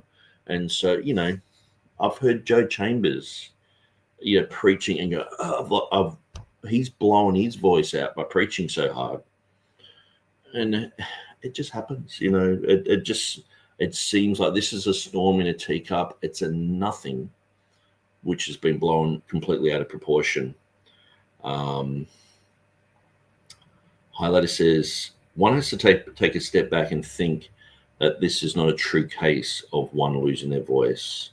And Bold is in agreement there. King James says, Nick, I do appreciate your attempt to clean up and correct the King James movement and distance ourselves from errors and mistakes. The internet has made it much easier to verify things. And it's only, I guess it's only just because, and thanks for that that comment, it's only just because I've seen the damage that unscholarly, kooky type of presentations can do. When people are open to the gospel and then there's some clown mime there going blah blah blah, it's just a distraction.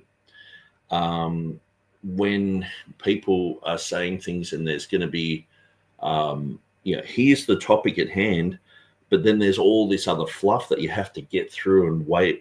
I mean, the thing is, at the end of the day, Gail Riplinger's, conspiracy theories about the Catholic Church, about New Age, to me, they're dumb. But that doesn't mean that I don't think there is. I think the Catholic Church is a cult. It's a horrible, wicked cult. I think that it's got lots of problems. I think they're taking people to hell, but I just don't think the way that she's explaining it is adequate. And so I think the problem is sometimes we can overlook things that people are saying just because they've said a certain truth.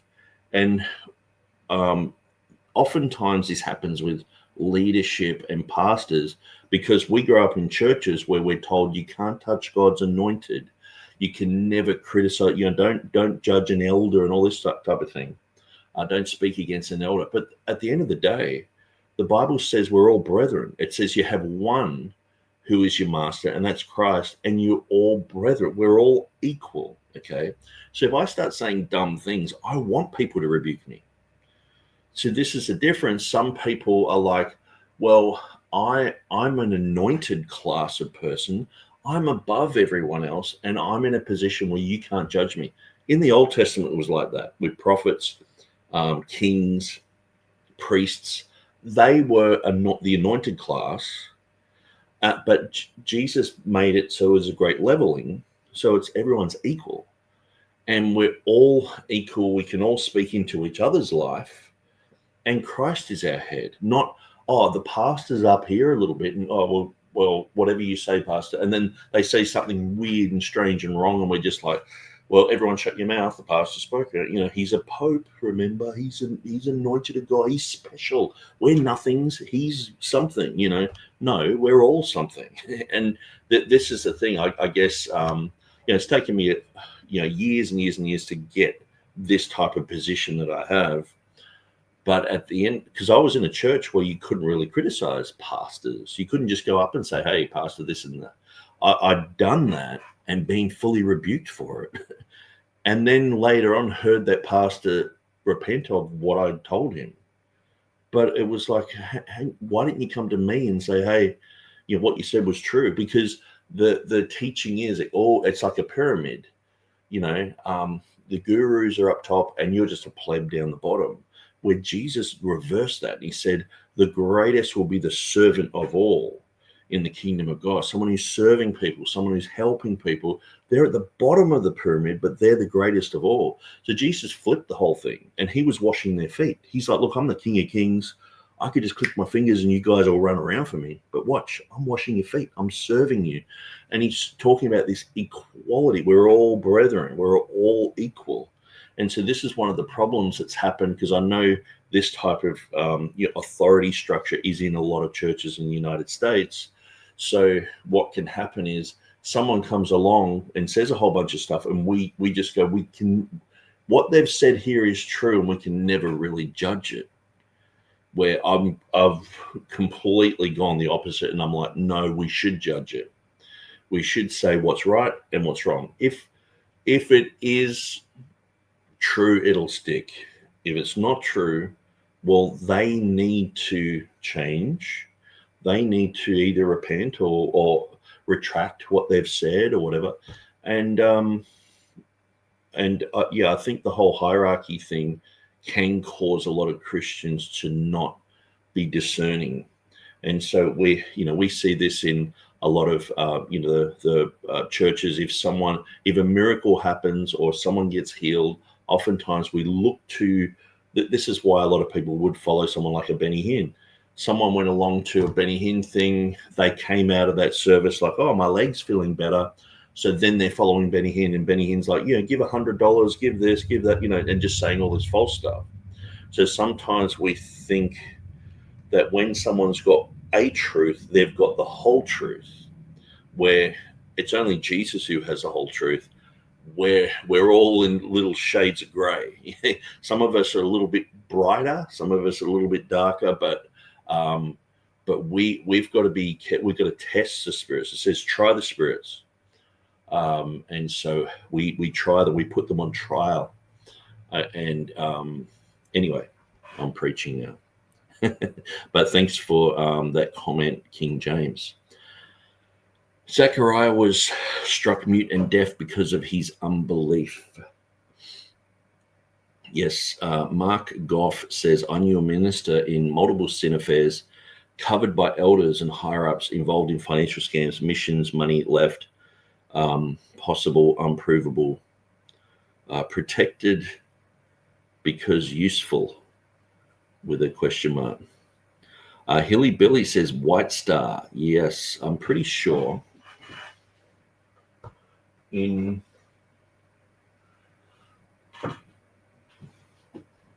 there is one book I have of Ripplinger. I can't see it there, but she talks about the White Star line. That was I think the company that built the Titanic, so that's why it was evil. It was Satan's star, the star of Lucifer, this type of thing. To me, it's just silly. It's kooky. But anyway, I'll move on. So Mark continues and says, the scam leader was arrested, but none of the pastors who funneled him money were. Convenient. It's not kooky to point out professional religionists are often liars. I say this with respect. Yeah, and I think that's the thing. We need to be way more discerning. I always use, when I'm out street preaching, I usually say, look, probably only 5% of Christians who I meet are actually saved. Because I meet so many people, Catholics and Jehovah's Witnesses and Mormons. And when you go through the cults, I mean, there's lots of people who are Catholics. And they're like, yeah, I'm fine with God, you know. And then you go through, you know, all of sin comes short of the glory of God. And they don't even know the gospel. But then when it comes to people who we would consider to be orthodox with a small o, many times you run up with they've got so many issues that I usually say about 5% of Christians who I meet are saved. 95% aren't. So, but these 95%, many times you've probably got 20-30% of those people who are actively involved in their church. They're out doing stuff. Sometimes they're evangelistic, and they will have weird, you know, praying for someone and they're shaking like a snake on the floor and you're howling and at the moon and all sorts of things and blab it and grab it, prosperity rubbish. And you know, there's so much that we need to be discerning of. And this whole Bible version issue, to me, like, well-meaning people in the 90s were just like, hey, this is an issue we need to talk about. So lots of pastors had their opinions, but it wasn't, there were some scholarly people like in Dean Burgon Society and you know, even people like Ruckman and Ripplinger did make some very good points.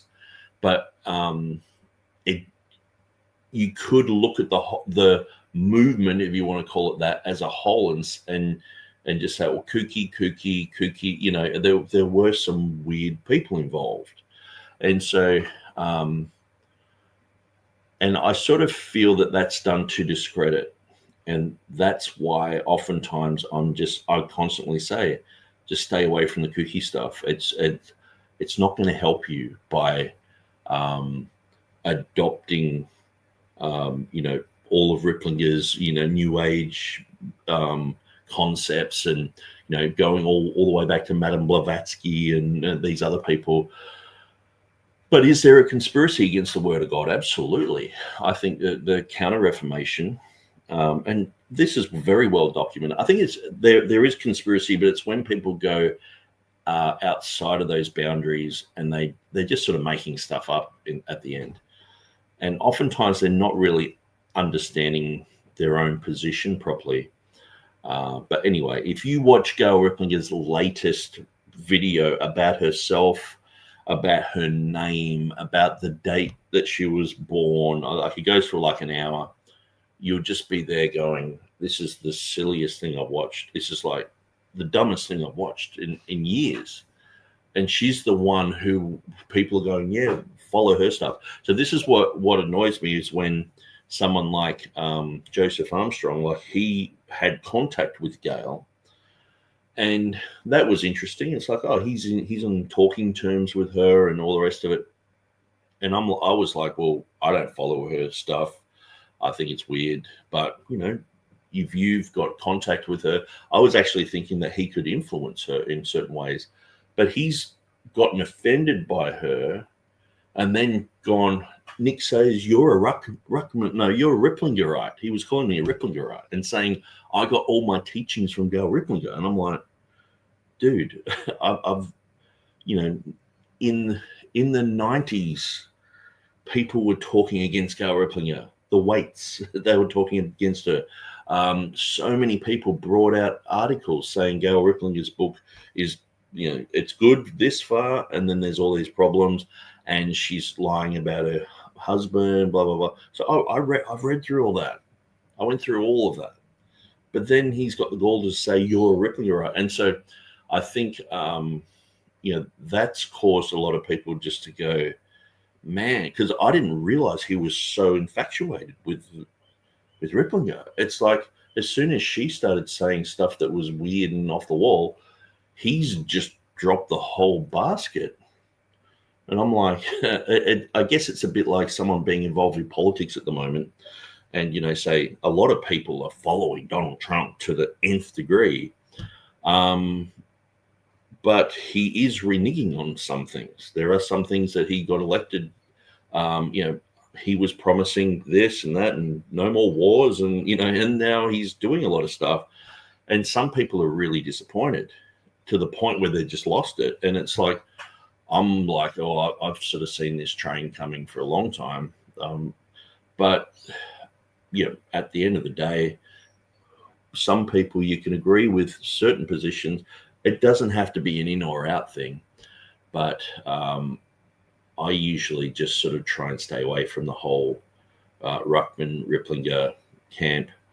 I have said positive things about the Dean Burgon Society, but at the end of the day, I'm not a cessationist, and I know D.A. Waite and most of the guys who have been involved with the Dean Burgon Society, and a lot of guys who follow me, they are cessationists to the back teeth.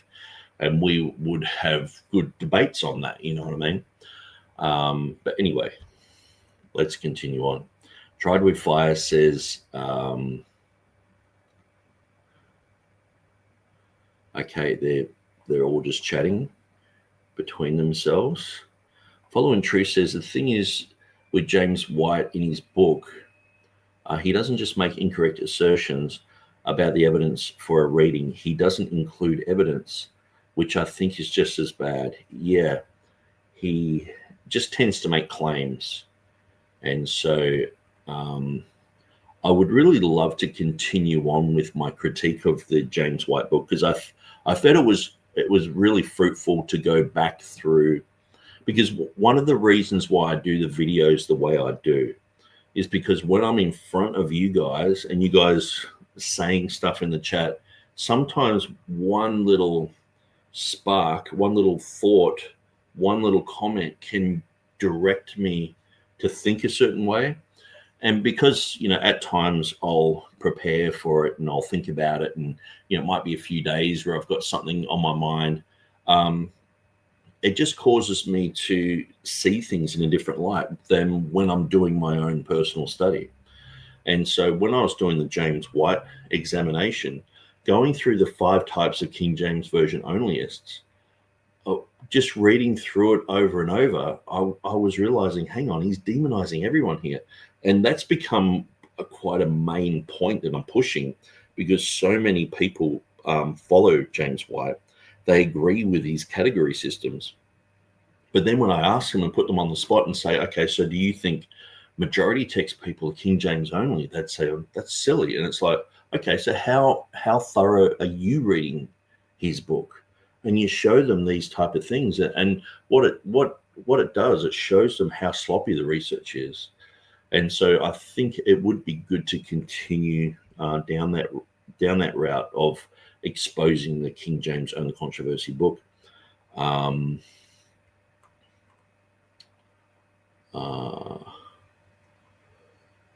So Bold says, okay, so they're chatting about how they're praying for each other. Mark says, it was in Chaz SC. It was a Christian homeless ministry. Found out to be charging rent. First time I realized trusted people can be corrupt. It does really break your heart when you see that in a church. I was in a church where one of my best friends gave $80,000 to start a church up in Papua New Guinea. And we realized after a while that was just not even going to happen at all. It wasn't even an option. So when that money was given for that thing, there were lies being told to people, oh, you're going to go up there and you're going to start this thing. And then it just was all snuffed out, a wet blanket put on everything. And where did the money go? Well, it went, the pastor lived off it for a few years. Let me just put it that way. And so, it's so disappointing, because when you're trying to advance the kingdom of God, and when you're pushing for truth, and when you just want the word of God to go out, and when you see people do those type of things, it's really disheartening, and it does so much damage to churches.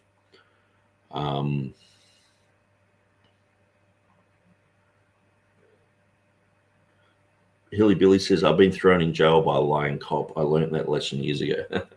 Yeah, once you start questioning authority, it's a pretty wild ride. On my feed, I constantly get the auditors in the United States who go to the post office and film, and they're getting kicked out, and they're like, I've got the constitutional right. Like, they're in the right, but I just can't help myself. I just have to watch the thing all the way through to the end and just see what happens. That's my vice. Mark says, the pastor was on a mission trip in Sin, had to have an emergency eye treatment for a metal splinter. He told a paralyzed person he was on the way. Sin ruins a person. Yeah.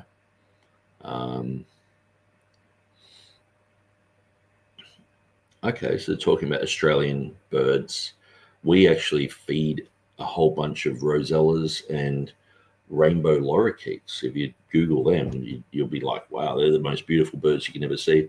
On our front doorstep, we just put a bunch of seed and a bit of water, and they love it. Day 23 without coffee. God's good. Oh my gosh. I wish I was there. I'm like 10 minutes out of, I've still got a little bit left. Here we go. So 10 seconds. Okay, so people are saying I've got a good connection. I'll try and quickly go through this because I do want to touch on a lot of things in this video. Jesus said, get the beam out of your eye first, and you can help your brother with the mote. Yes, very good. Did anyone take note of? Yes, I saw King Charles went and saw the Pope. First time since the early to mid 16th century. Yeah, it's, I mean, as if you sort of have to be reminded every now and then, oh, King Charles is the head of the Anglican Church. Seriously, how could you call yourself Anglican with that type of leadership? It's ridiculous. But yeah, obviously these people are compromised, they're corrupted, they're just snakes. They're wolves in sheep's clothing.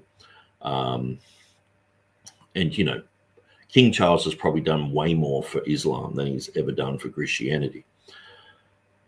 I saw the Pope bless a block of ice. Man, that would be awesome. Did you see that one? James White was talking about it. The guy who was had the foot, the Orthodox guy who had a foot of a saint or something, and he was putting the water over it, and people were rushing to get water. That was pretty wild. Pray for those in Jamaica, Cuba, Haiti, and others affected by, another hurricane. Melissa, category 5. Man, they get some gnarly hurricanes. We get cyclones down here that are gnarly too. Yeah, King Charles is sure creepy to me. I mean, look at his brother Andrew. Like, he's got issues. Oh, Andrew might have been with this girl who was like 15 or whatever. A lot of people are saying it's true. And going to the Vatican, where there's just all these child abuse scandals that have happened for the last, since the church has been open. Even Erasmus is talking about it in his day. Okay. Mark says, I follow academics for information, but after Bible college required us to use the NIV and I researched it, I went back to the King James Version and realized they were untrustworthy on other issues. Yes.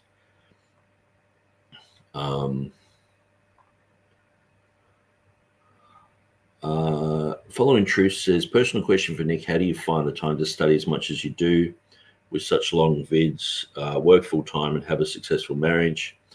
My daily job, I'm able to put headphones in all day. So I can listen to, like, sometimes you get tired of listening to stuff, but I'll just put on audiobooks. I've gone through tons of Audible material, listen to all the Bart Ehrman stuff. I'll just listen to like the Dan Wallace Credo course, 35 or 36 parts. They go for an hour each, and I'll just spend my time during the week going through that. And then, so when it comes to the weekend, I've got a lot of information that I want to share and talk about and all the rest of it. I try not to get too much involved with politics, although I have seen a lot of really good friends of mine, because most people have been so skeptical of politics up until Trump. And then Trump's jumped on the scene, and it's sort of like, well, you're either for him or you're against him. So you're either an idiot moron, got Trump derangement syndrome, or you're a shining star. And I'm like, hey, I can treat him like any other politician. I can say he's doing good here and he's doing bad here. And the thing is, and so, yeah, sometimes he's doing good, sometimes he's not. And, but anyway, so I guess I've sort of had to get a little bit involved just because I'm seeing so many people just go down this path where they're like, they're going to get so disappointed by just the political process.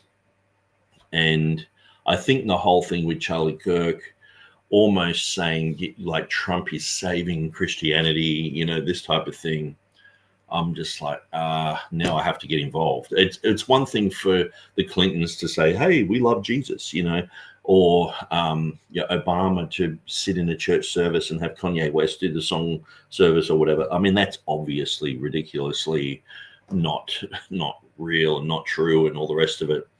But then when you've got someone like Trump, and then you've got all these Christians, and then you got Paula White involved, and you got all this stuff happening in the whole Israel thing, it's like, I guess it's like when George Bush, he was like, I'm a born again Christian, I love God and all this, and and let's just keep pressing that button and bombing places, and that's what I'm sort of seeing that get ramped up a little bit. And I'm like, but a lot of people in America aren't getting the same feed that I get because I'm overseas, and I'm seeing, stuff from many different sides, and I'm just looking at things going, man. So I've had to sort of educate myself a little bit on stuff like that, but I do try and just, at the moment, just stick to issues to do with text criticism, the defense of the King James, and those type of things. And eschatology is one of my favorite things as well. But yeah, I do actually really enjoy doing these type of videos, looking at what other people say. I'll listen to a lot of people like, Wes Half or Mark Ward, or, listen to debates and just trying to get my head around things. So sometimes that can help me to summarize things in a certain way. And yeah. Bold says, I haven't heard gnarly since the 70s. Man, we're in Australia. We use it all the time. Get with the program. And Nick's an old hippie. No, probably more a metalhead. Paula White's a nutcase. Yeah. And, her influence, that, even Charlie Kirk's the dominionism, the seven mountains concept, it's pretty wild. The Bethel Church connection there. No king but Christ. The only government that will actually work will be during the millennium reign. Yes, absolutely. So that was Colin saying that. And is this the channel that was analyzing the Ankerberg KJV debate, or did I fall for some clickbait again. No, I just I really want to get there, but there's people like Hannah that just keep commenting, and so I have to keep reading their things. No, I am just about to click this little button here, and we will be there. So let's do this. So what I've done, I've rewound it. So let's just watch the whole section, which talks about the voice being lost, and then we're going on to other questions by Ankerberg. So let's just jump into it. There's a lady that has written a book that you probably have heard about. She has written this book, New Age Bible Versions. And on the front of the cover there, she says it's an exhaustive documentation exposing the message, men, and manuscripts moving mankind to the Antichrist's one world religion. If you follow the arrow of the dragon down, she says it's the new case against the NIV, the New King James, and the New American Standard Bible, plus a group of the other modern translations. And I have the general editors of those Bibles right here, and gentlemen, I'd like you to respond. And Dr. Joe Chambers is also representing Gale, so he'll kind of take your response. Don Wilkins, you're representing the New American Standard Bible.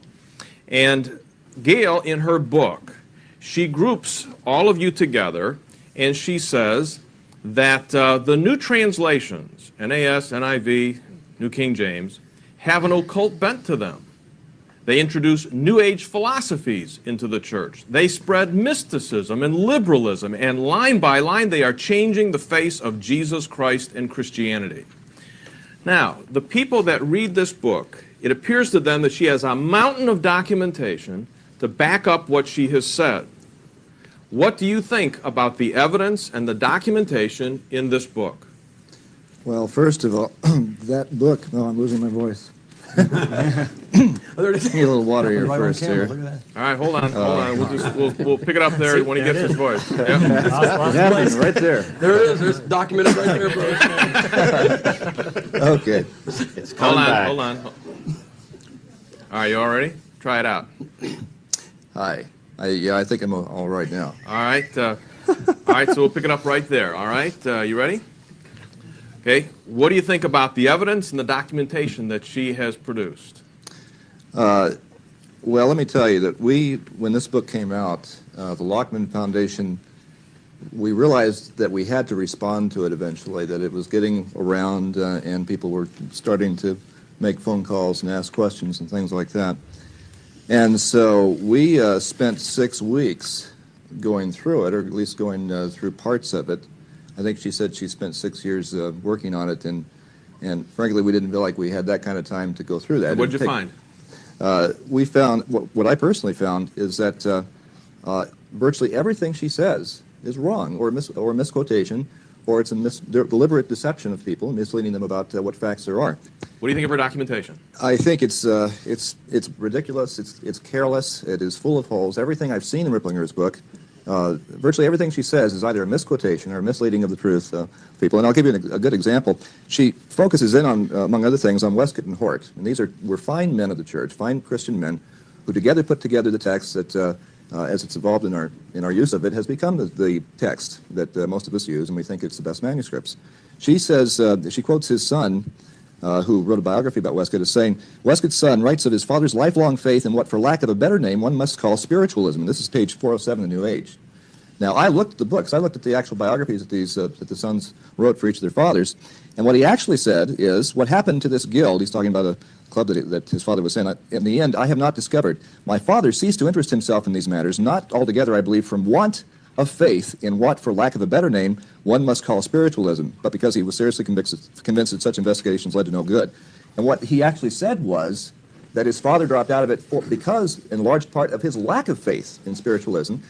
Ripplinger completely leaves that out and makes it say that he had a lifelong faith in spiritualism. That's just the opposite of what was true, and it's a deliberate misstatement of the facts. All right, let me ask you this. Gale argues that there's evidence of satanic influence in the New King James. Okay, so that was, I just thought I'd play that whole section there because obviously Don Wilkins is talking. He didn't lose his voice. And so I will put this back to normal speed. So now the question is, do the newer translations show evidence of satanic influence? James Bible argues that there's It's a deliberate misstatement of the facts. All right, let me ask you this. Gale argues that there's evidence of satanic influence in the New King James Bible, and also in the NIV, and in the New American Standard Bible. Now, there's millions of people that are watching you right now. Do you believe that there's evidence in these Bibles, satanic influence? I absolutely believe the language that has been incorporated into a lot of the new Bibles and different translations has roots in New Age thought and is very clearly headed in that direction. Well, no let's question. take the main example, okay? This is the main example that she uses. And here I've got the different translations. Here's how it's said in King James Version, which she supports. How art thou fallen from heaven, O Lucifer, son of the morning? How art thou cut down to the ground, which didst weaken the nations? Okay, you have the word Lucifer in there. Now, over here, when you have the NIV, and maybe, Ken, you can answer this one. How you have fallen from heaven, O morning star, son of the dawn. She says, you see that? The fact is they took out the word Lucifer. All right? And this shows that there's a satanic influence. Okay? Now, Plus they call him the morning star. all right? And I want you, as a Hebrew scholar, what's going on here? Why did you guys translate it this way and change it? Well, we did not leave out Lucifer. In my book, Accuracy Defined and Illustrated, on page 55. Okay, so before we get to the Lucifer thing, I'll just catch up with some of these questions. Tribe with Fire says, are you talking about Matthew 1:25? And so I guess that's part of a conversation that I must have missed. And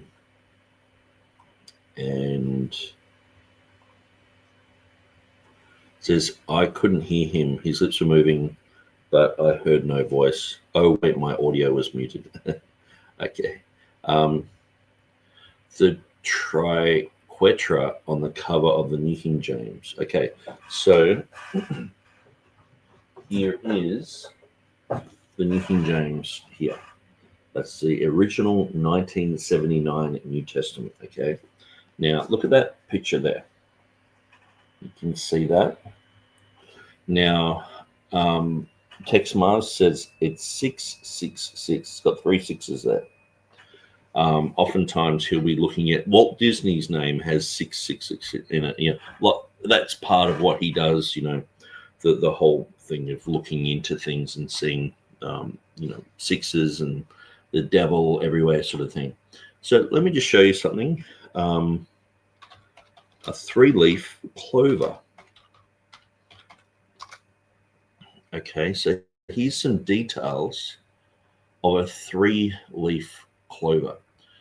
And so when you look at this, a close-up of this, I mean, this has the satanic triangle in it as well, which is, you know, God should never have made this because, you know, it's on the $1 bill and, you know, it's the all-seeing eye, you know, pyramid structure with the, you know, whichever people you think are running the world, the royals or the Vatican or the Cabal or the Jews or, you know, whoever, you know, Islam, you know, that's the satanic triangle. But then you have these 3 things, which is not that much different to this type of thing. You know what I mean? That is an old Christian symbol where people are saying the Father, the Son, and the Holy Spirit. And so, yes, I know James White in his book, he has that as well. Maybe I can show you that.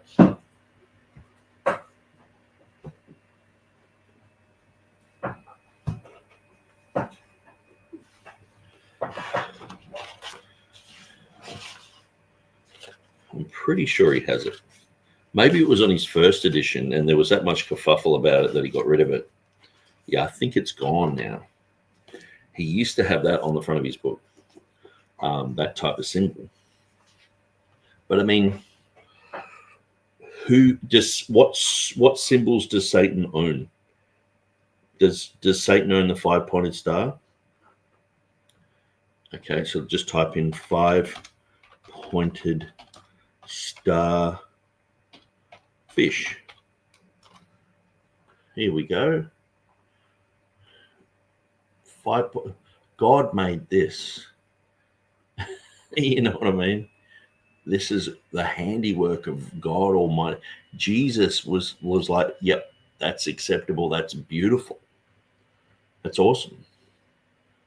I want 5 points. Make sure it's got 5 points on that one.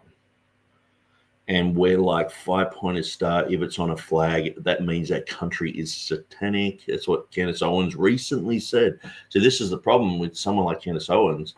That discredits anything that she's saying. Like, people just go, like, I understand she's looking into the Charlie Kirk thing.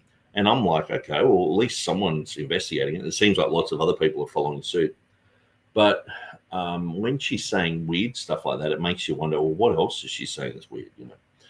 And so, well, is a symbol evil? A 5-pointed, like, is this lady cursed for touching this 5-pointed star? You know, is this bit of clover with the 3 symbols with a triangle in the middle? I mean, that's got to be old. I mean, maybe, Jesus and Lucifer, being brothers in the Mormon church, designed this together. You know, it just gets ridiculous. With the symbology and things like that. And there's all sorts of different shapes of clovers. But yeah, so anyway, I think the triquetra issue is just a non-issue. Tried with Fire says, was it not Ruckman who praised demons, devils, and Jesuits for his strong work ethic and became able to buy HarperCollins, then sell it to Murdoch? I might be mistaken. So I'm not really sure about that. But yeah, it would have to be sort of referenced, I guess. I believe to imitate her book had a lot of truth. I believe to intimate her, maybe it was intimidate her. Her book had a lot of truth when you use discernment to take out the kooky parts. Yeah, so I actually one time went through a section of Gail Riplinger's book, and she had a chart there, and I went through 10 points of the chart, and I only agreed with 3 of them. 7 I didn't agree with, and I was like, that's bad. Because I've often said, the charts are okay, you know, it's just the other fluff that she has. And then when I'm examining it, I'm like, actually, even some of these charts are weird, you know. Like saying, like, an update of the word devils to demons in some of the modern Bibles is like the worst thing you can do. And it's like, no, it's just the modern way that we, like, if I said, hey, that person's got a demon, that's the exact equivalent of saying that person's got a devil. And she was saying, no, it's completely wrong. But she doesn't really explain to the fullest extent. It's just that, like, even just some of the spelling of music with a K on the end is correct, but music just with a C on the end is wrong. You know, this type of thing. And it's like, nah, that's going overboard. And so Everyday Man of God Ministries is in the house and says Matthew 1:25 on the Internet Bible software does not match the 1976, 84, or 2011 paper copy. Okay, in the NIV. Okay, that's interesting. And so is that to do with the Prototokos, the firstborn? I've written an article on that one. Chris KJV says, bold, yeah, I see Gail's book as a valuable tool to prove the many corruptions of the modern Bibles. Bold says Jesuits and Black Pope, along with the Committee of the 300. Yeah, there's so many different, you know, leaders of the cabal or whatever, you know, the Roman Catholic Church, but then you've got the royal family, then you've got, the Rothschilds, and then you've got the Jews, and then you've got the international banking system, and then you've got the IMF and the World Bank, and a lot of these people have a lot of power, but it sort of can flavor your presupposition who you think is at the top. I think there's many people at the top, and I think there can also be times when people fall out of favor or things wane in popularity and they just don't really have an influence anymore, and other people rise up to take their place. And Colin says Joseph Armstrong was going on and on about Lucifer Morningstar stuff a while back. I hope he can get out of his cage stage and see the trustworthiness of the text without the need of rippling it. Absolutely. And that's what I hope too. Like I thought, because he was critical of some of what Gale was saying, and I thought, oh, cool, he's just taking a rational approach, going through her material and saying, this is wrong, that's wrong, like anyone would do.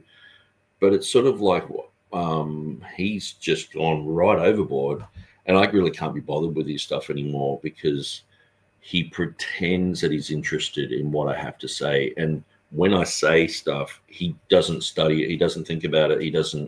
He will ask me the same question next time. And it's like, okay, well, what about the last 5 things that I've said?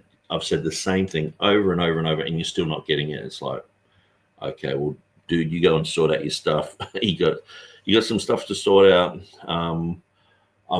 I'm pretty sure that he's going to go the route of, the Jonathan Burris, Mark Ward, these type of guys who are join the religiously abused crowd, sort of thing. And I did hope that he would, just move to a more balanced. And that was one of the reasons why I had friendship with him, because I saw, say, if I see someone like Andrew Sluder, for example, he's like, I'm into Ruckman, all the rest of it. Like, now, if I contacted him and was friendly with him, and then all of a sudden he lost his mind about Ruckman and Ruckman's bad, but then he would turn to me and say, you're a Ruckmanite. And it's like, dude, I'm not. and I'm hoping the best for him, hoping for him to get a more balanced position. But it seems that some people, they're so fixed on a guru that when the guru falters, they actually drop everything. Where I'm more interested in data mining. I mean, I've gone through all the stuff where having leaders do the wrong thing and say a whole bunch of lies about you. And it's like, oh, wow, that was interesting. I've gone through all that. So now it's like I just have a complete distrust for everyone. And it's like, but it's sort of healthy in a way where what they're saying, it's like, okay, what you're saying, when it's true, I'll accept it. When it's not, I'll say, no, that's wrong. And so I guess, some people really do have an emotional, a link to a person. And when there is a type of betrayal that happens, they can drop the bundle. Where I've had betrayals happen and I'm like, it's solidified all my Christian beliefs. I'm like, okay, what do I believe? I believe in this, I believe in that. And I've gone through lists of doctrines and ticking things off, like, do I really believe this? And questioning things. And it's just made me more solid in the Word of God whenever there's been a crisis like that. Tribe with Fire says, I'll be watching your vid tomorrow, bro, at Everyday Man of God Ministries. I really miss being there this week again. So I might tune into that. I don't really know Everyday Man of God Ministries, but sounds like a lot of people here tune into it. Yeah, Joseph needs our prayers. Yes. Tribe with Fire, Everyday Man of God Ministry says, no worries, I'll be covering another Westcott and Hort verse. Okay, that sounds interesting. Everyday Man of God Ministries. I might just quickly look it up.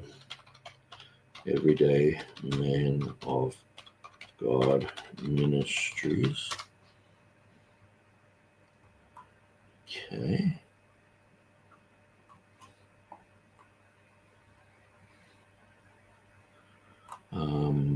Maybe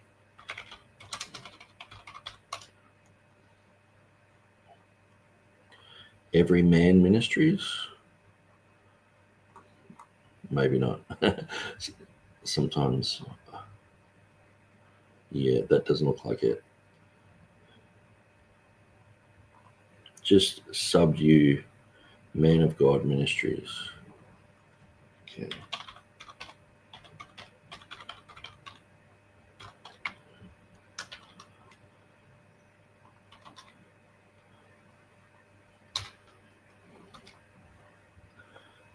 Okay, manofgodministries.org.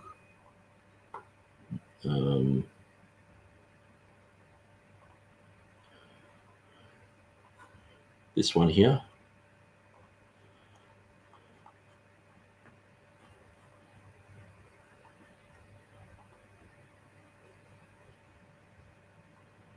Okay, so it looks like a web design thing, so maybe it's not it.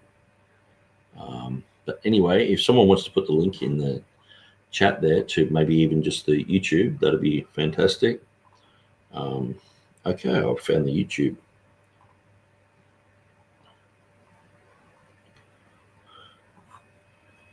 This one? I guess man of God is a pretty common sort of thing. I could be just showing anyone. Anyway, let's continue on. I respond to Isaiah 14:12 because of what is in Ripplinger's book. And here I point out that the Hebrew for morning star was translated Lucifer in the Latin Vulgate. And they were creating a proper noun, a noun for Satan. That was not in the minds of the people who translated the Latin Vulgate. But perhaps it was. I mean, Lucifer, I've got the King James Version, KJVtoday.net website, and he has, critics say Lucifer is the invention of the Latin Church Fathers. Critics agree that Lucifer is a name for Satan that Latin Christians invented. This is not wholly true. Although Lucifer is Latin, it is the Latin equivalent of the Greek name.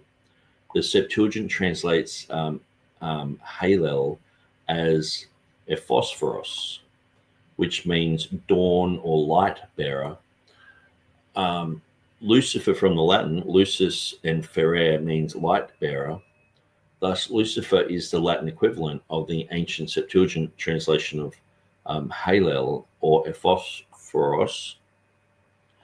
If you accept the mainstream view of a Jewish-made Septuagint, then you must accept that the Jews translated Hallel as Ephosphorus, which means the same thing as Lucifer. So obviously he's putting that out there for critics, because I'm pretty sure that the guy who wrote this does not really believe in a Septuagint that Jesus carried around, sort of thing. But he's making a really good point here, and that regardless of whether you think it's a BC document in the Septuagint or an AD document, which I think, regardless, it was translated from the Hebrew Hallel into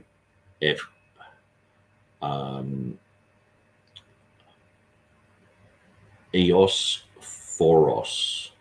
Okay, that's how you say it. I was saying something a little bit different.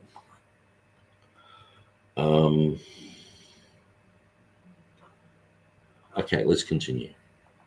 All they were doing was translating the Hebrew morning star into Latin, and it was Lucifer.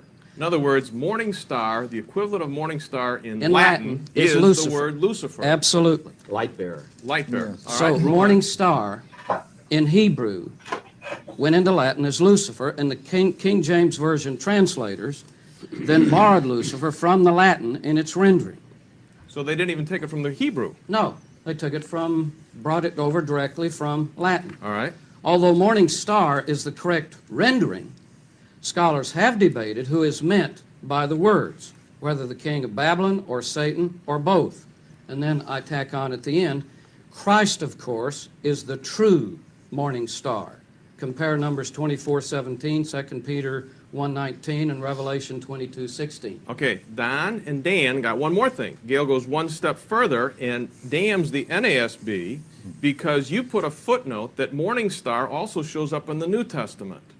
Theologically speaking, if the context also could be used besides the king of Babylon to Lucifer there, does that mean that you cannot use Morning Star as a symbol or a reference to Jesus Christ in the New Testament? No, not at all. And the trademark of the NAS in the first place is being accurate to the original languages and doing, following what the languages are saying, regardless of the theology and so forth. We don't try to put theology into it. We try to take the language and put it in the proper form.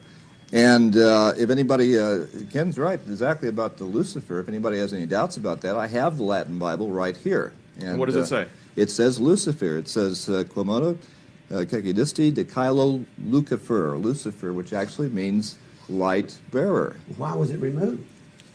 It wasn't not removed. It's the same meaning. Translated. Sorry, I missed what Joe Chambers said there. Bearer. Why was it removed? Okay, so we're saying, why was it removed? Okay. And so that's the thing. I mean, to me, Lucifer means Eos for us. It means Hallel in the Hebrew. It means it's the same thing. But people recognize that the Hallel was specifically talking about someone.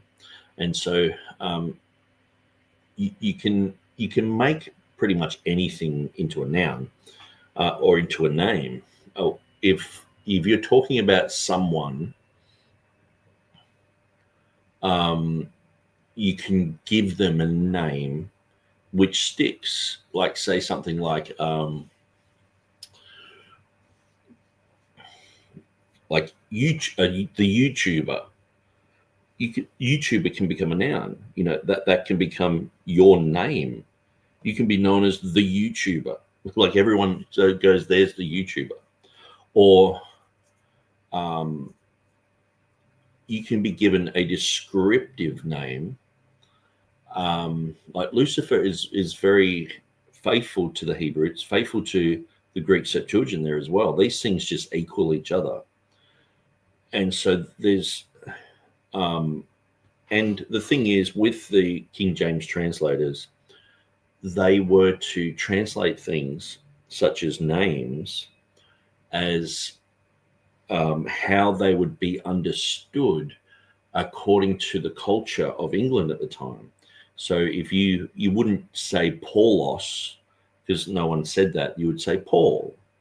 But then you have Timothy and also Timotheos, because Shakespeare's writings had both as well. There was a famous play with Timotheos in it. So that could be interchangeable. Sometimes you put certain things in certain ways so that people didn't get the wrong idea. Like say the book of Jude is not the book of Judas, because people get the wrong idea. When it talks about Judah in Matthew 1 in the genealogy of Joseph there, that's Judas. It doesn't say Judas there, does it? And so, but when you got Judas Iscariot, he's called Judas. So sometimes even the same type of name can be worded in a certain way to help the reader. So what they did here is with Lucifer, the vast majority of people in England knew what that was, and they understood what it meant, and so they kept that. It's not so much that it comes from the Latin Vulgate, even though this is a clear example where a Latin word does come from that Vulgate. But I mean, Lucifer is just a word that means light bearer. So this has been used even in the New Testament. You'll have in Peter, it will talk about Lucifer, you know, and this is where, like a friend of mine, he oftentimes would say, oh, the Roman Catholics worship Lucifer. And I was like, oh, what do you mean? And he was showing me where in there, I think it was the Catechism or something that had like a lot of Latin wording. He was pointing out where it had Lucifer, and it was like praise Lucifer and all this. And I was like, yeah, but in the language of the Latins, it just means a light bearer. So that's talking like the LUC concept or the etymology back to the LUC, I'm just trying to think of some words. Maybe I should jump on an etymological website, etymology. So I'll type in a word like lucid, okay? So it's not Lucifer, it's lucid, but that's even a word that has the LUC concept. Or the Luke, to shine, to be bright. Lucidus, like we would say, I elucidated something. It made it clear, to shine. Lucida. And in the Latin, they would say the C as a K, so it would be lucida. In astronomy, a star easily seen by the naked eye. Luke, the Proto-Indo-European root meaning light or brightness. Illuminate, elucidate, illumination, illustration, leukemia, light, So lots of words: lucent, lucid, Lucifer, luciferase. There was one word I was thinking of the other day. Was efflorescence. So fluorescence, I guess, has a bit of a translucent, lunatic. I guess it's to do with the light of the moon. And yeah, interesting. There's a whole bunch of words that are related to the Luke type of concept, meaning light or shiny, or Sanskrit, shine, Armenian, lois, light, lucent, moon, Greek, lukos, bright, shining, white, this type of thing. So it's just a basic etymology. So yes, in Latin, you can get in the New Testament and go, okay, well, you got Lucifer there, like God is light, and in him is no darkness at all. Okay, so that's in James. Okay, so let's look up God is light. Whoops. And in him is no darkness at all. So what verse is that? Okay, 1 John 1:5. So let's go to the Bible Hub, and we'll go to the multi-versional page, or multilingual page, and we'll just look up Latin. And usually these type of things are it has lux, okay? So Dios lux est, so God light is, and in him there's no darkness at all. I think there's in Peter, talks about the day star, and so maybe I can, probably best to look that up. Day star, shine in your heart.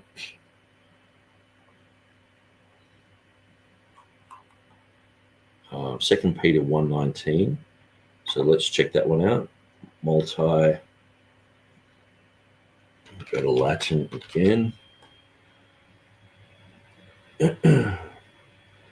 So it has Lucerne and Lucenti and El Luc Escat, which is interesting. And that's the Clementine Vulgate. Oh yeah, here we are, and it has Lucifer.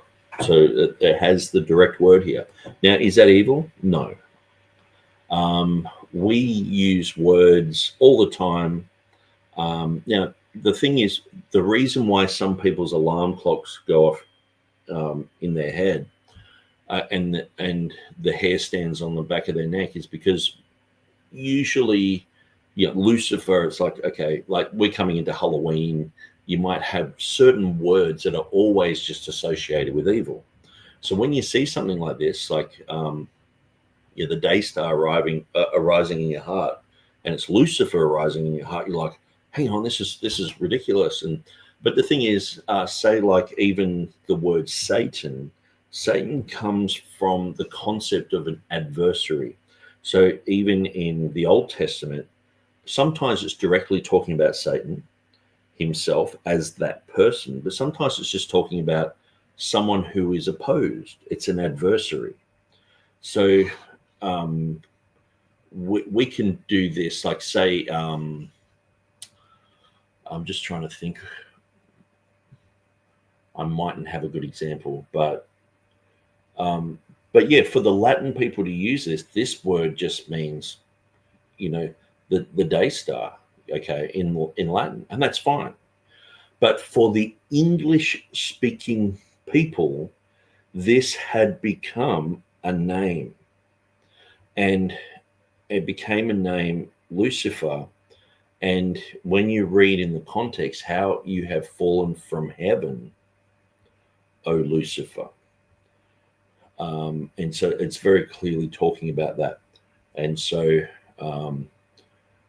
regardless of the Latin, the issue is that Latin word is now used in English. Okay, so we do this all the time with words. We can grab a word that is used in Arabic or in French, and we just drag it into English, and we do whatever we want with it. And it doesn't mean it's related to that. Even sometimes Hebrew words, we can transliterate them, but then we do whatever we want with them afterwards. And so anyway, I think you get the point there. So yeah, in the Latin Vulgate, it does say Lucifer, and it's actually talking about God there. It's talking about Jesus. So sometimes this does people's head in, because it's quite a basic thing, but because it's to do with the word Lucifer, it's like that always means evil. Well, in Latin it doesn't, but in English it does. We don't use the word Lucifer in English to talk about beautiful things. We don't say it's the day star rising in your heart, this type of thing, talking about Christ. In Latin, you can do that. If they had borrowed this from Chinese, for Chinese people, they have certain words. For Arabic people, they have certain words. I'm just trying to think of one. It's pretty hard to just think of one off the top of my head. But anyway, I'll shut those down and we will continue. It's not removed. It's the same meaning. There's no removal. The Latin Vulgate has it. Why should we bring over into English a term that means morning star in Latin? Why shouldn't you? If that's what it means, and we're very good point. Like, why shouldn't you? Why can't you? Conveying truth to people. What it means you read the is passage, morning it's star. obviously the Satan. You read the passage from verses, say, 12 to 16. If you heard what I said a moment ago, I said scholars debate to whom morning star refers, whether the king of Babylon or Satan. Well, it couldn't be the king of Babylon because he could never sit on the sides of the north or sit on the throne of God. I have no problem with anyone regarding morning star there as Satan. No problem at all. Well, the problem is the King James translators put Lucifer in there so they wouldn't be confused with Jesus She is making a big deal out of the absence of Lucifer in the English, when all Lucifer is the translation of morning star from Hebrew into Latin is Lucifer. Yeah, the Latin does not suggest Satan. It simply is the word that is used for morning star. I think there's a bigger picture here, excuse me, and that is that the King James has given us a theological vocabulary that if we take Lucifer or Luciferian out of our vocabulary, how long will it take the NIV to retrain the Christian populace to think in terms of morning star for the devil? But wait a minute, the fact is this, because they accurately translate that word, does that mean that we do not have a doctrine of Satan left in the Bible? No. The word that's ridiculous. And so Strauss is being very clear here. He's basically saying, the word Lucifer, people know what it means. So when they're reading through that passage, how you have fallen from heaven. So clearly it's talking about, someone who's been into heaven and has fallen. And as Gip pointed out, and I would be in agreement with him here, it talks about, sitting on the sides of the north and all this type of thing. And so my demonology, I guess you'd call it, is that Lucifer was a beautiful angel who was also there in the Garden of Eden, not fallen. So I usually use the word Lucifer for his pre-fallen nature. So Lucifer was a beautiful angel, and his first sin was actually tempting Eve. So this usually cuts along, it cuts against most people. And most people have an issue with this until I explain it, and then they're like, yeah, that's what the text says. If you just simply read Genesis and you go through from chapter 1 to chapter 3, what you see is Satan wasn't cursed until chapter 3. He said, man, what have you done? He's like, oh, the woman beguiled me. Woman, what have you done? Well, the serpent beguiled me. And then it's like, okay, on your belly you will go. You'll be cursed above all the... It wasn't cursed before that. To me, this is the first sin that Lucifer did. Lucifer was like a guardian angel in the Garden of Eden. And that makes so much more sense, that God would have someone appointed as like an angel in the garden. But because God gave mankind and the angels complete free will in that first section of time, Lucifer, he had these I ams, I will be better than God. I will, he had these I will concepts come up in his mind. And so he realized, if I get them to obey me and cause them to disobey God, then I'll become the God of this world. And that's what's happened.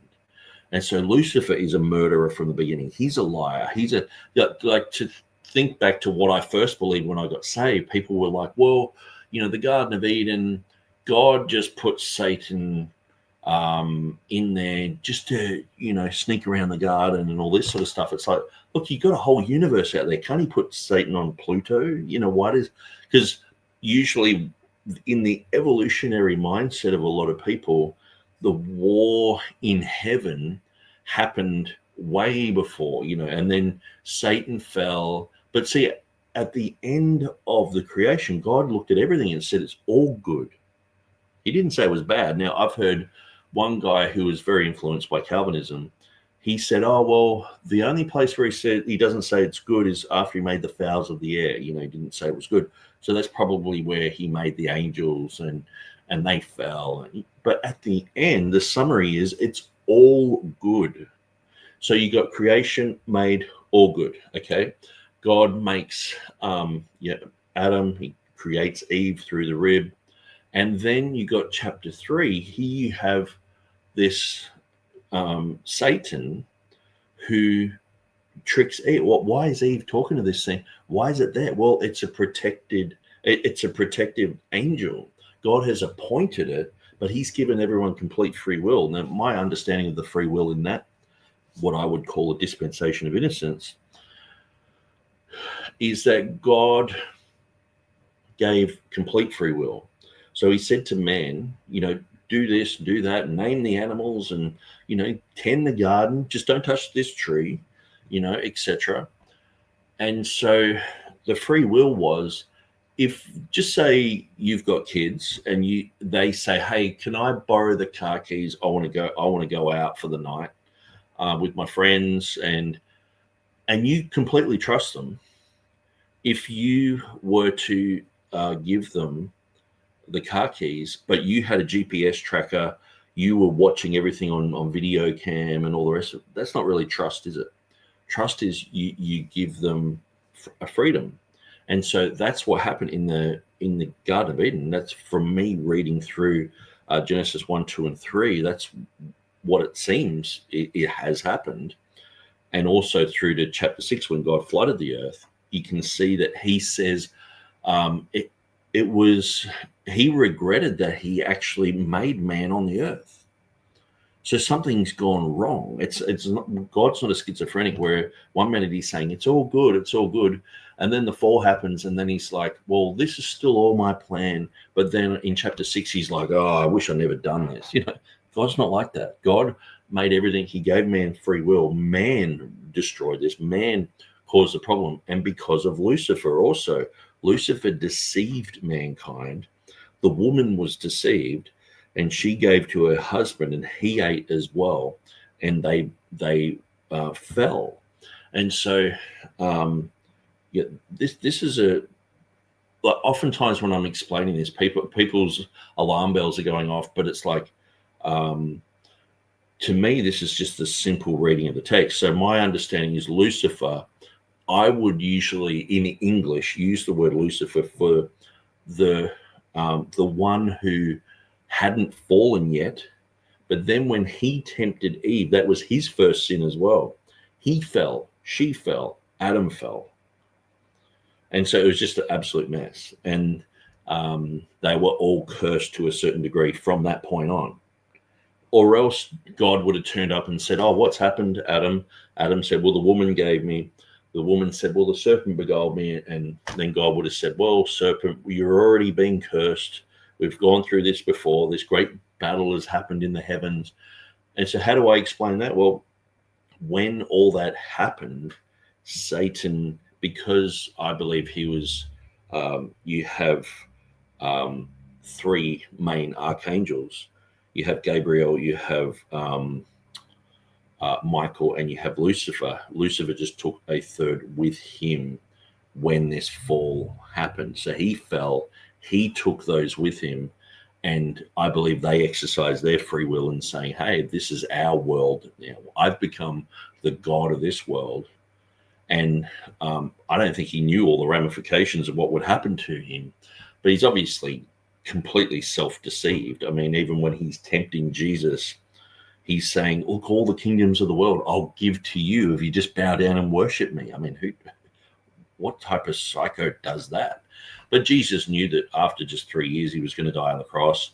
He was going to get it all anyway. So he's just like, shut up, Satan. Anyway, I'm sort of preaching, but it's pretty hard to get into the definition of Lucifer without sort of explaining my, I guess, angelology, demonology, and what I think happened in the beginning.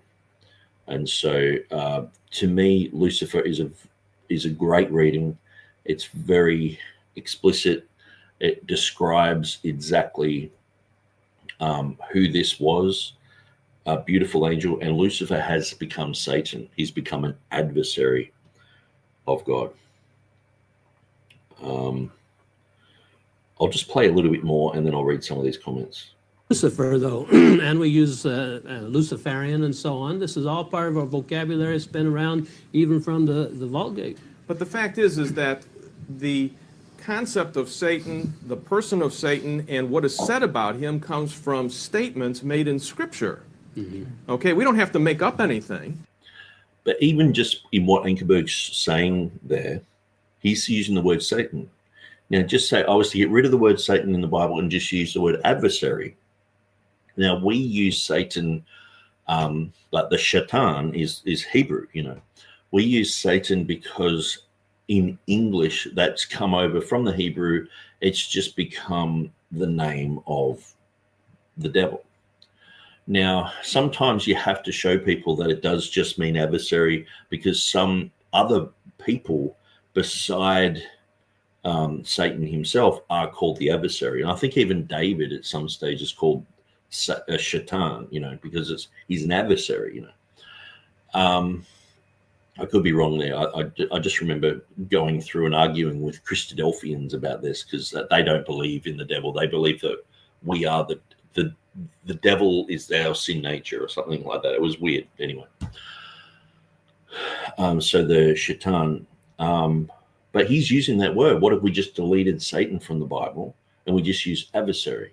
Well, then you have to train up a whole generation of people to say, well, adversary is the word for the devil sort of thing. And it's like, that's a really good point that Strauss is bringing up.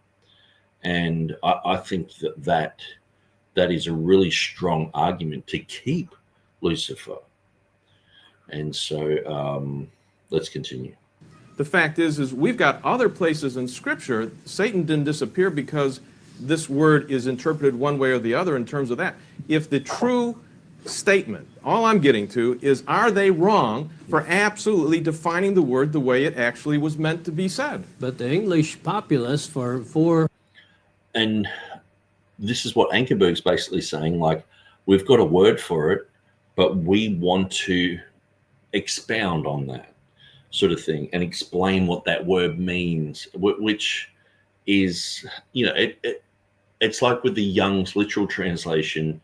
I mean, if you've got a word like forever, sure, in the Greek, you might be able to read into a wooden translation of to the ages, but you have to train everyone who speaks English to go, well, to the ages means forever, from now till then, you know, sort of thing. And it's like, just have the word forever. They understand it. You know what I mean?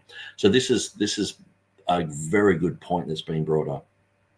100 years or more has understood Let me Lucifer. give you know, Tom, that Augustine criticized Jerome for doing the same thing. Exactly. And the guys around Erasmus criticized him for taking it out of Latin.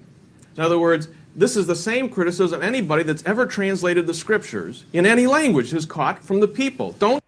So here we have the moderator rebuking a really good answer. You know, does he ever actually agree with these guys and go, well, that's actually a good point. Let's see what someone else says about it. No, he's just against it. And the reason that he's against it is because he wants to defend the modern versions. And so let's let him finish his rant, and then I'll get to some comments. Change it. We've had this before. All they're saying is, this is what the word means. Yes. In fact, this kind of, if I can Dan? interject here, this kind of argument. Okay, so Dan's going to talk about this, and he does have an article online at bible.org all about Lucifer, and I've gone through that many years ago and understand what he's going to say. But I'll go through some of these comments. So HD says, Nick, it would be nice to see another debate like this with you and Will Kinney and Peter Van Cleek going against Dan Wallace and James White and Mark Ward again. Ankerberg debate 2.0. Yes, that would be good. I think the main problem with this debate is the biased moderator. So you've got someone who is complete, like that ruins probably 60% of the debate, because you've got biased questions. You've got someone can only talk for a limited amount of time, then they're shut down. So if they're saying something is true, they're just shut down. Where it seems like with Don Wilkins and these other guys, they can talk for as long as they want.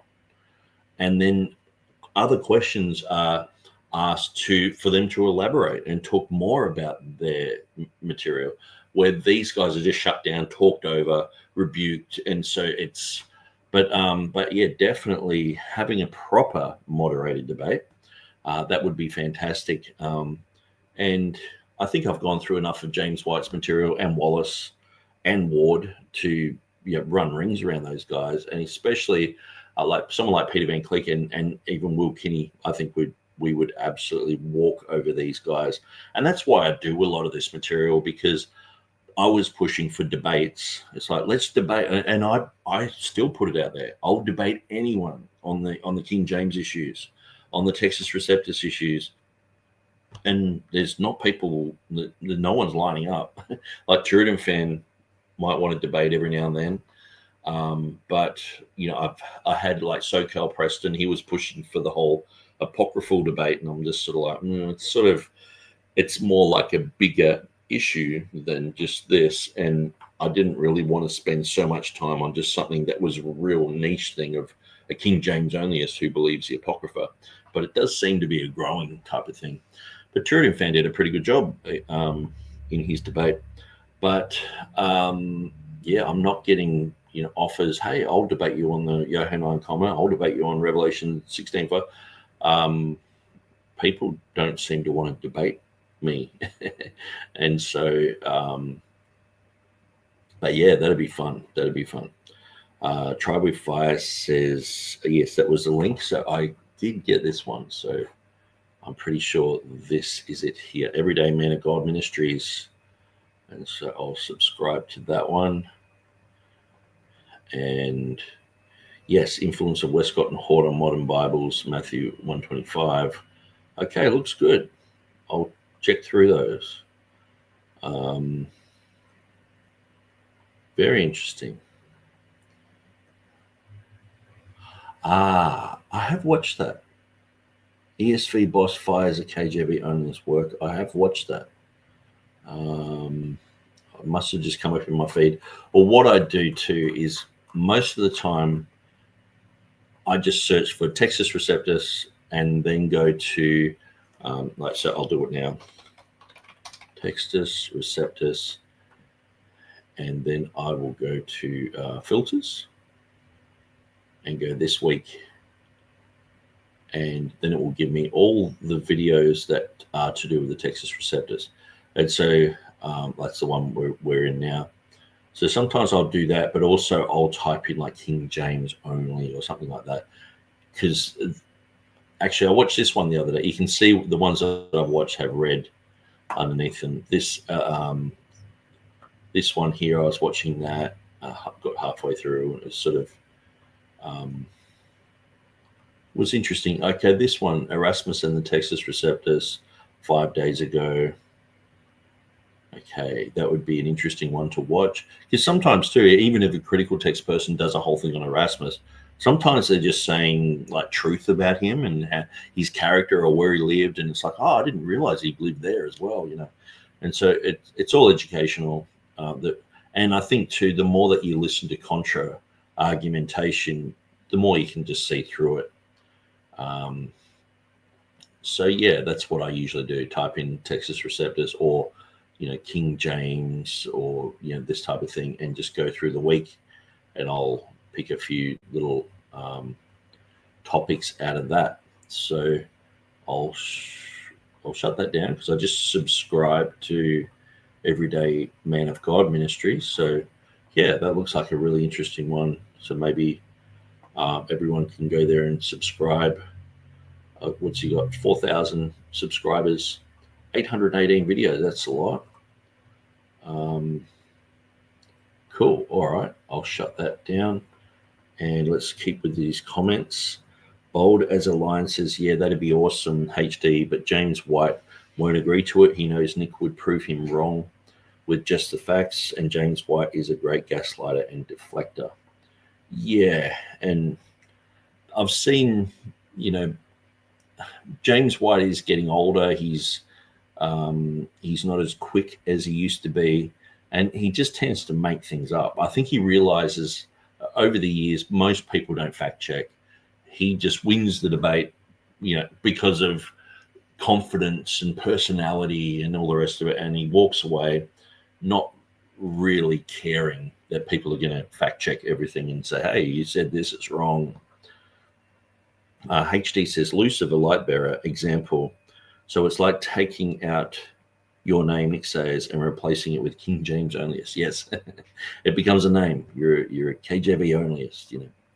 Or even James White calls me the TR guy. So, you know, instead of mentioning my name, he's like, the TR guy said this, you know. Ankerberg debate 2.0, April 15th, 2026, says Kinney Van Cleek versus Wallace, Ward and White. Maybe what we could do, if they don't accept it, we can dress people up as them and just like parrot, you know, say, oh, the Granville Sharp rule, and, you know, just and just say all the type of nonsense that they would say. That'll be hilarious. But and Mark Ward saying it's a sin to give your kids a King James version, you know. But it's okay for James White to be brought up with a King James, for Dan Wallace to be brought up with a King James. I think he did. No, he got saved later. But Mark Ward, you know, he's brought up in a King James only household and all this stuff. And then it's okay for them to have that type of background, but you can't do that to your kids. That was like the 1980s for Ward, and I guess, you know, for James White it's the 70s, you know, probably even earlier. Tried with fire. Did a LUC word study years ago, and there are not a lot of words starting with LUC in the English language. Lucky happens to be one of them, though. Okay, interesting. Like lucky, your lights have shined or whatever. Tribe with Fire says, I had to train myself not to use the word lucky anymore, but it took a while.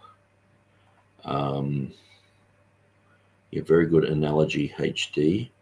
I think the AV 1611 has a marginal note stating day star, not morning star. So let's just get that.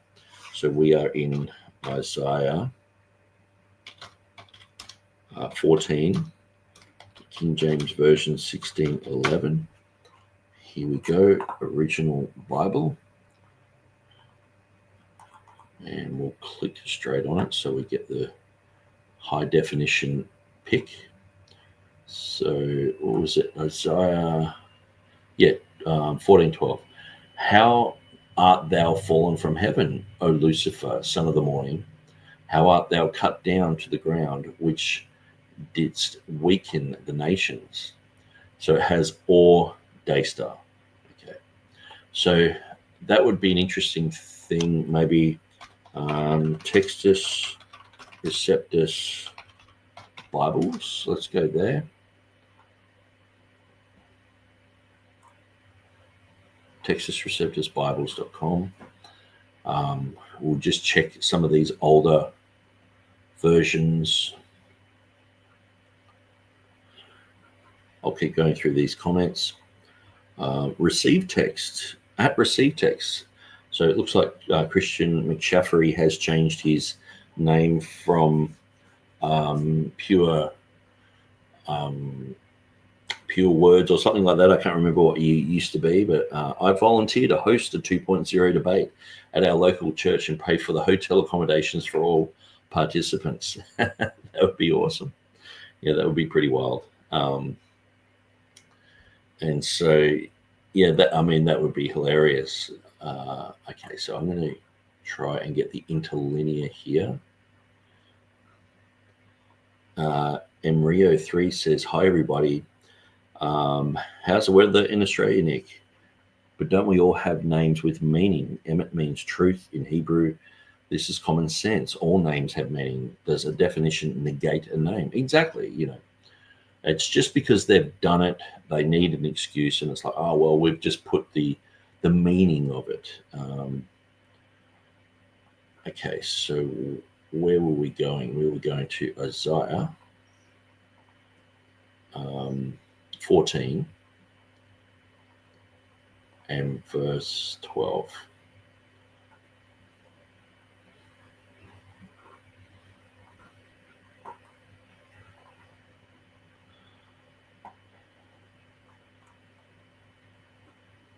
Okay, so it's going to Isaiah 1:1, which is not really where I want to go. The Textus Receptus Bibles website does seem to have slowed down quite a lot. Now, I know my Textus Receptus site, Textus-Receptus.com, it can just come up with resource limited, all this sort of stuff. And that's because it's such a huge site. Like, I've tried to mimic like Wikipedia, and it's become so big that, I pay like $500 a month just to have that online. Because it's such a huge site, I have to run my own internet server to run it. And so sometimes there's so many people looking at it. I've had millions and millions of hits on it. And there's so many people on it that it just can't handle it. And so it's just one of those things that's like, well, what do you do? But I've noticed the Textus Receptus Bibles, which is run by Keith Mason. So I don't run this. I know a lot of people think I do. But Keith Mason runs this because he put the 2016 edition of the New Testament in there. Some people think that I run it, but he actually approached me and said, I want to put it in there. I was like, okay, cool. So here we have the Lucifer reading. So the green says, "Oh, shining star." Julia E. Smith says, "How thou fallest from the heavens, brilliant star, son of the morning." Young's has, "O shining one, son of the dawn." So Webster's has, "O Lucifer." He didn't feel the need to update that. Legend in the English language did his own dictionary. Very smart guy. He has Lucifer. Bishop's Bible has, "O Lucifer." Geneva Bible has, "O Lucifer." The Great Bible has, "O Lucifer." Matthew's Bible has, "O Lucifer." Coverdale Bible has O Lucifer, and Wycliffe Bible has Lucifer. So obviously this is the one that's based on the Latin, but there is a consistency throughout all of these. And so what we see is in the King James, Lucifer is used. Now it does have or Daystar because they want you to know exactly what that means. And so a synonym with Lucifer is Daystar. Okay. Now, if they put Daystar there, that is synonymous. But for the English-speaking people of the time of 1611, Lucifer, they knew what that meant. It wasn't a shock to them. Yes, if you're reading the Latin language, things can mean different. Lucifer can mean, good, bad, whatever, something shiny, whatever. But it's like it has become a name in the English language. And so, okay, so let's keep going through that. I'll just tidy up some of these comments. So HD says, Nick, Satan sinned before he was in the garden. God judges the heart, and iniquity was found in Satan's heart before the events in Eden when Stan, I think it means Satan, was interacting with Eve. Satan already sinned. Yes, and so I used to think that. And it was actually reading the Joe Chambers material. He has an interesting article entitled when did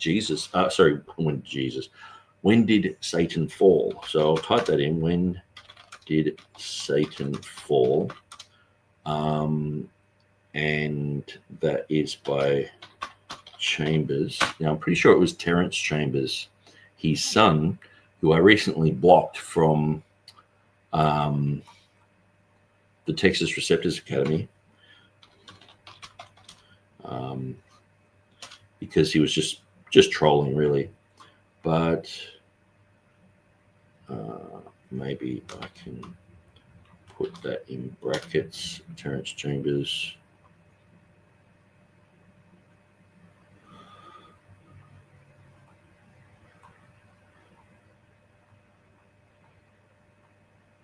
And so, of course, you read things and oftentimes you just dismiss them. But when I read through the article by Terence Chambers, I thought it was really quite well done. So I guess that would be on the Paw Creek Ministry website. Paw Creek.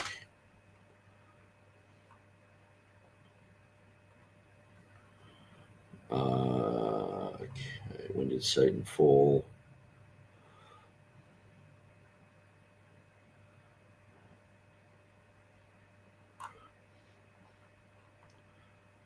Okay, so I can't find that article at the moment, but sometimes that's a good thing, because sometimes, even say the Revelation 16:5 book that I wrote, I was going through KJVtoday.net and I found a tiny little speck of information saying that it could be like a nomina sacra or something like that. And that sparked a whole bunch of thoughts, and I eventually, ended up writing a whole book on the whole nomina sacra thing. And I guess when Jeff Riddle was going through my Revelation 16:5 stuff, he said, apparently Nick said he got it from the KJV Today guy. But I didn't really. It was sort of just sparked that thought. And I guess the thing is, if I go to Joe Chambers stuff, it's like, I've probably got a way different thing than him, but it just sparked that thought of the whole concept that this is Satan's first sin. I don't even think his article goes into all that, but it just sort of asks a question, and I've sort of gone to answer it and gone, hang on, there's actually something in this. And so anyway, I understand what you're saying, HD. I used to think that exact same thing and didn't even question it. So Tribe with Fire says, I believe the Hebrew and Arabic name for Satan is the same. Okay. So Pastor Brett has dropped $50 into the coffer there. Wow, that's great. Very cool. And so that's very helpful. Thanks for that, Brett. I really appreciate that. And yeah, by the way, I did listen to your Psalm 12 video, and I listened to your Comio Hanium video the other day. I think it was like 2 or 3 days ago. So I went through both of them, and I think I commented on one of them. But yeah, it's an interesting thing. I think the Psalm 12, Timothy Decker, who I'm going through his common material, he does an article on Psalm 12. So that would be an interesting one to go through, and perhaps even go back through some of the stuff that Mark Ward's written on that, because he sort of claims that no one has the type of position that's brought out today. But I think there are people throughout history who have had that position. But yeah, interesting. Tried with Fire says to infinity and beyond. My kids used to say that in the 90s.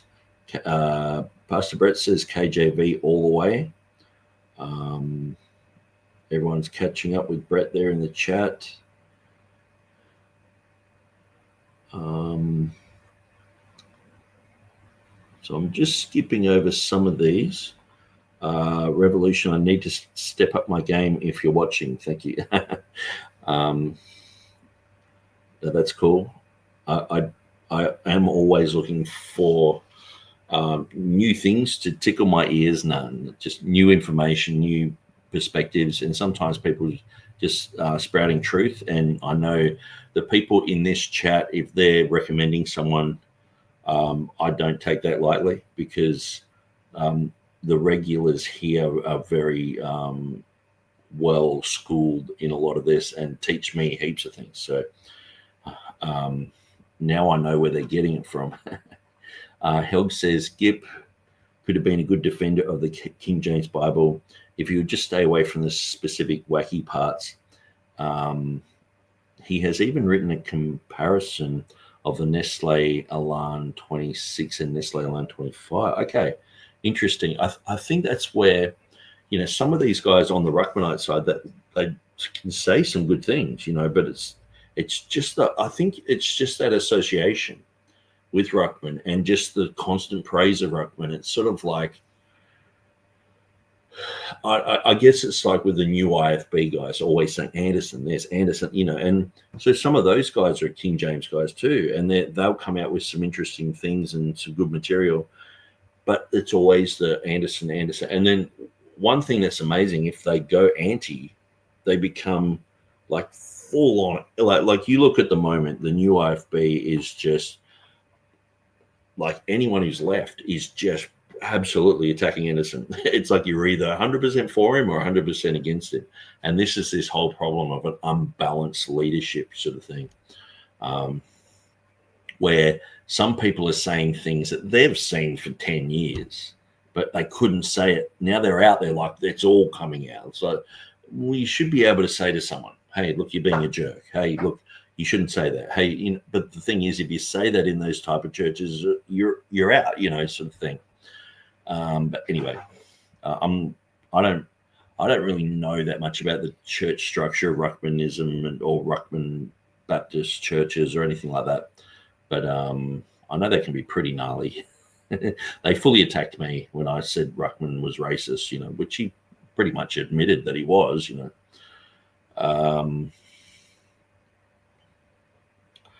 yes, kept pure in all ages. Yes, that was the handle. So yeah, a lot of people are changing their handles lately. King James says Gipp's understandable history of the Bible is pretty good and easy read for 500 pages. Okay. Mark Goff says, are you speaking of Stephen Anderson? Yes, the new IFB.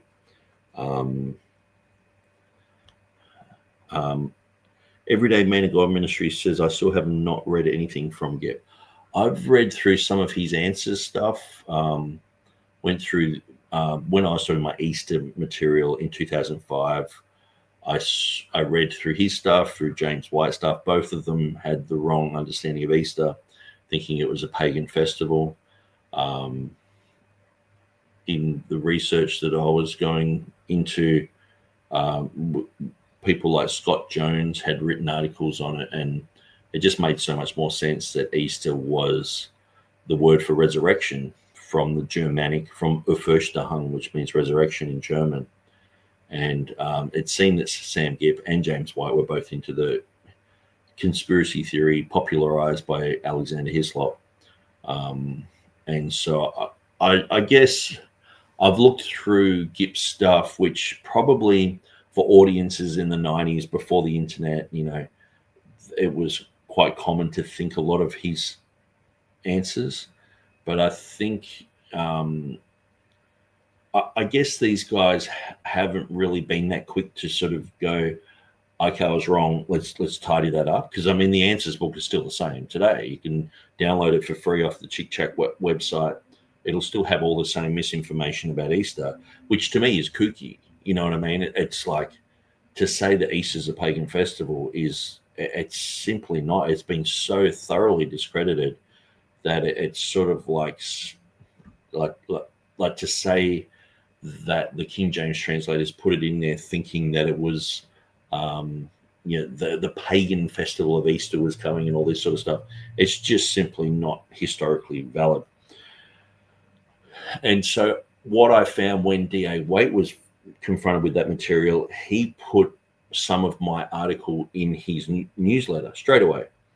When I contacted Jack Moorman, he said, you've advanced this whole entire concept along, tremendously, and I really thank you for your work. So he's like, I think I've changed too. He thought it was a pagan thing, and now he's like, well, he's passed away now, but then he was like, it's not. And so, and then obviously other people have picked up on that, and now it seems to be a very common thing that people think it's not a pagan festival. And even, anyway, I won't go off on Easter, but Emrio says the King James Bible translators were careful not to bring any confusion with theology or doctrine. Hence the confusion with modern versions, Revelation 22:16 and 2 Peter 1:19. Lucifer is now confused with Lucifer. And that's one of the things, you can translate things a certain way. You can translate, like even when people talk about where it says, we who are being saved, like say in the New King James, where in the King James it says, we who are saved. Now, I think we who are saved is a way better translation.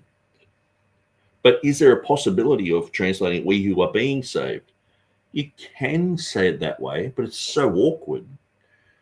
And it just opens the door to like, well, we're being saved. Okay, how? Well, by works or sacraments or giving money, or, it has this progression of salvation. And then it's like, oh no, it's talking about sanctification and all this stuff. And you have to really explain it, where we who are saved, you don't need to explain that. And it's like saying Mary is the mother of God. Well, it's true. If you're trying to defend the Trinity and saying Jesus is God, Mary is the mother of God. Okay. But if you're debating against a Roman Catholic or an Orthodox guy, unorthodox, I should call them, if you say Mary's the mother of God, they're like, yeah, she's pretty important, and it's like, you're actually opening up a can of worms. And so that's where you just got to be careful. And I've often likened it to like a Rubik's Cube. Sometimes they're trying to fix one thing and they turn it, but it actually changes the color everywhere else. So you actually it looks like you're fixing something on one side, but you're actually creating 5 or 6 other problems elsewhere. And that's the thing. When you have Jesus being the morning star, when you have Satan being the morning star, it's like in an English Bible, you're like, that's contradictory. And lots of people point that out. And so these guys are just like, well, that's the way we translate it. Well, you got to think harder than that. You know what I mean? Don't just put the name of Jesus for the devil. Now, yes, they can have the same name. You can have Jesus being, called Son of God or something like that, and Satan could be called Son of God. You can have certain attributes that can relate to someone who's good or bad or whatever. But it's just one of those things where it's a pretty important thing. When you got the main adversary of God, you're giving him the same name in English when you don't really have to do that. Why do that? So anyway, so Mark Goff says, I watch Steven Anderson when I need entertainment. I'm sorry, but him chasing his adult daughter was a riot in light of Son's commentary on home life. Yes, it's gotten pretty messy with Steven Anderson, and now he's doing all these videos against the other main pastor there, the guy in Sacramento. I can't remember his name. But anyway, all these guys seem to just leave that movement and to say Anderson's a jerk, Anderson's this and that, and I think the thing is Anderson's got lots of baggage, lots of problems, and so what can you do but just pray for these guys? You know, hopefully they can move on to better things. You know, because they've definitely got a zeal for God. Oh yeah, Emria says confused with Jesus. Lucifer is now confused with Lucifer. I thought you were just sort of having a play on words there, but yeah, confused with Jesus. Yep. Tribe with Fire says it made sense to me the other way around too. Confusion is confusion, no matter who, what, where, or why. Yeah, that's what I found. It was like Lucifer is confused with Lucifer. That makes sense as well. If Jesus is Lucifer and Lucifer is Lucifer, yeah. So anyway, let's continue. That you're giving me is very Roman Catholic, because you say, let's go back to the tradition. In fact, let's go back to the Latin. If we were to push that to its logical extreme, we should keep everything in Latin and not even have English in the first place. So this is a ridiculous argument, because what they're failing to show you is that words that come over from the Latin are not evil. Latin's fine. Just because the Roman Catholics said, okay, we're just going to go with the Latin, and they favor the Latin, and at the Council of Trent basically said, well, the Latin's it. That doesn't mean it's evil. That doesn't mean any translation that uses Latin-based words is evil. Like, say, for example, we use the word ninja all the time. Okay, so ninja's Japanese. What if imagine if World War II was still going on and the Japanese were bad and all that. Or, imagine if Japanese was demonized, the language was demonized, and to use a Japanese word is just wrong, sort of thing. Is it wrong to use the word ninja? It's not. It's descriptive of a certain thing. And so just because something comes from the Latin doesn't mean that it's evil. Just because the English people, the Romans were there for quite a long time. They were there for like 400 years in England. So a lot of words are based on Latin, but then you had the church there for quite a long time with a lot of influence in Latin. And then with the Renaissance, a lot of scholarly works were in Latin. So anyone who was educated would learn Latin.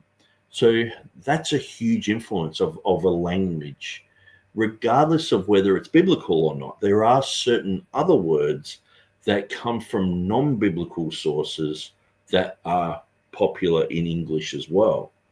So just like we can use the word ninja, and we can make it our own word. We can say, if there's plural, ninjas, well, they don't say that in Japanese. They just say ninja. There's 20 ninja. We say ninjas. We that's like when people try and say cherubs and all this sort of stuff is wrong, and the cherubim and this type of thing. We borrow words from everywhere and we make it our own, and because it describes a certain thing. So he's trying to make out it's related to Roman Catholicism, and this is a typical type of thing I'm seeing with Wallace. Elijah Hixson does this with the Comia Johanneum. He tries to make out every manuscript that has ever sat in a library somewhere where Catholics have been involved. It's a Roman Catholic reading, sort of thing. But let's let Dan continue. That's right. Because Lucifer is simply Latin. Sure. Well, and you also argued on the basis of tradition. People know this word, therefore it's part of our tradition. Let's not change. All right, we've got it.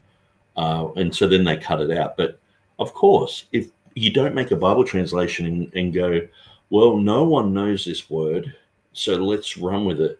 But now, obviously, if you're doing a work like Tyndale did, and there's really no word to describe, atonement, or he's putting in words like Passover, coming probably from Luther's Passover, but he's inventing English words to fill those gaps. But once you've got a whole bunch of words you can choose from, and people are using it, it's in everyday usage, why go to something weird? You know what I mean? Just use something that is used. And so it's like the word hell. People want to change that to Hades, where people don't even know what that is. If I'm saying you'll go to Hades, people are like, what's Hades? That sounds fun. I want to go to Hades. Where's that? Is that like one of the Hawaiian islands or something? No, it's hell. Oh, I don't want to go there. So people know what hell means. And so oftentimes, to put their little scholarly quirk into translations, like say specifically like the New King James, they put Hades, it's transliterated, it's not translated, and they put Hades in the text. And then when it comes to Gehenna, they'll put hell. But and there is a reason why they do that. It's because eventually what will happen is Hades will be put into Gehenna. Gehenna is the ultimate destination. Hades is like a temporary place, but it's still got the same burning, it's still torment, it's hate, whether it's Hades or Gehenna, it's the same type of thing. And so, but one will get thrown into the other. So death and hell get thrown into the lake of fire. So it's like death and Hades get thrown into Gehenna. So that's why you can make that distinction if you're doing a Bible study or whatever. But when you're doing a translation and it's like the gates of Hades will not prevail against the church, it's like people know the gates of hell will not prevail, because eventually what happens is Hades and Gehenna become one. So that's why they have them both as hell. And you've got to put your feet into the shoes of your audience. You can't just have a word like Hades and expect everyone to know what that means. It's just completely transliterated. Instead, no, translate it and have it as hell. And this is the thing. Dan Wallace is like, oh, well, explaining that away as just tradition. No, it's just usage. If he wants to say usage of a word in a whole culture, it's just a tradition and it's a Catholic thing, and so we shouldn't have traditions. I mean, that's a pretty lame argument, I would say. Emrio says, a good analogy with the Rubik's Cube, the same thing with John 1:18, trying to emphasize the deity of Christ. They messed up everything else, the eternal sonship of Jesus Christ. And also, by changing that, now everywhere monogenes appears, even in John 3:16, for God so loved the world that he gave his only son instead of only begotten son. Most of the modern Bibles change it to that. And so they've done the Rubik's Cube thing. Oh, we'll fix it there. We'll squeeze in our pet reading of God there. Westcott and Hort didn't even go that far with that verse. But now they're just like, oh, we can change it. We'll just bring out a new edition, LSB or ABC or whatever acronym you can imagine. And they're just changing it, the Rubik's Cube, and it's just destroying a whole bunch of other verses. The word monodikos means unique, one of a kind. Monogenes always means only begotten, and it always has meant that. So they're actually redefining things left, right, and center for no real reason. Well, they're actually redefining it because they're embarrassed of the reading of having an only begotten God, like in the NASB. The NASB is very literal to their critical text, and it says the only begotten God. And it's like, that's weird. That's like a Jehovah's Witness reading of a God sort of thing. But they put it in a capital letter, the only begotten God who's in the bosom of the Father. It's like, man, and don't these guys know that was a controversy, having the only begotten God in the early church writings? James White claims that there's no Gnostic influence there whatsoever. Okay, I guess that just never happened in the early church then. Helg says a translation should be a translation, not a transcription. Yes, sometimes it's fine to transliterate things if people still understand what they mean. Like you might do that with a few names or locations and things like that. But when it comes to something descriptive, people should describe it the best way possible so people can understand what's going on. Okay, so let's continue on for a little bit more. I've gone for 3 hours and 16. I'll just see what else is around the corner here. We're talking about Gail Ripplinger's book, New Age Bible Versions, which criticizes the NIV, the New American Standard Bible, as well as the New King James Version. And we've been talking about the verse that, how art thou fallen from heaven, O Lucifer, son of the morning? And because the King James Version took Lucifer from the Latin, which is the meaning of light bearer or morning star, Gail Ripplinger has criticized these men for trying to lessen what the Bible teaches about Satan. Now, there's one more aspect of this, is that when the morning star is used about Jesus in the New Testament, the further criticism is what, Joe? To speak to Kenneth and what he said, John, let me read both times from the NIV. This is Isaiah 14:12. How you have fallen from heaven, O morning star, son of the dawn. Now you say correctly, you have translated the word Lucifer, the son of the morning. Now in Revelation 22, again the NIV, I, Jesus, have sent my angel to give you this testimony for the churches. I am the root and offspring of David and the bright morning star. So here we're saying that the language allows in the Old Testament for Satan to be called the morning star, and the language allows in the Greek for Jesus to be called the morning star. Now that's where the New Age influence is infiltrated in your Bible. The Bible is replete with examples. And so I'm in agreement with what Joe Chambers has said there. One thing that I would say, okay, well, that could push back on that slightly is that, of course, God has a whole bunch of attributes to him. He's good, he's kind, but he's also, vengeance is his. He's vengeful. He can get angry. He can be a destroyer. You know, he can destroy things. And so we might say like a word like destroyer belongs to the devil. But then there can be words that describe God as being the destroyer, you know. So because Satan is named after a certain thing, it doesn't necessarily mean that, it doesn't necessarily mean that you can't do that. It's just that it does cause confusion when it's not done like frequently and people don't see it happening frequently. So say like, just trying to think of an example. Anyway, I think you get what I'm saying. Like there are attributes that God has that the devil can mimic or can be known for. And they can have the same type of description put upon them. So I can't think of any example at the moment, so let's just move on. Of the false and the true. For example, you have a true Christ and you have a false Christ. That's what Antichrist is all about. You've got the true, you have the false. You can have a false morning star, you can have a true morning star. I could give you hundreds of examples of that pattern in Old and New Testament. I'll give you one. Revelation, if you use your illustration you just brought up, in terms of Revelation 6, you have the rider on the white horse.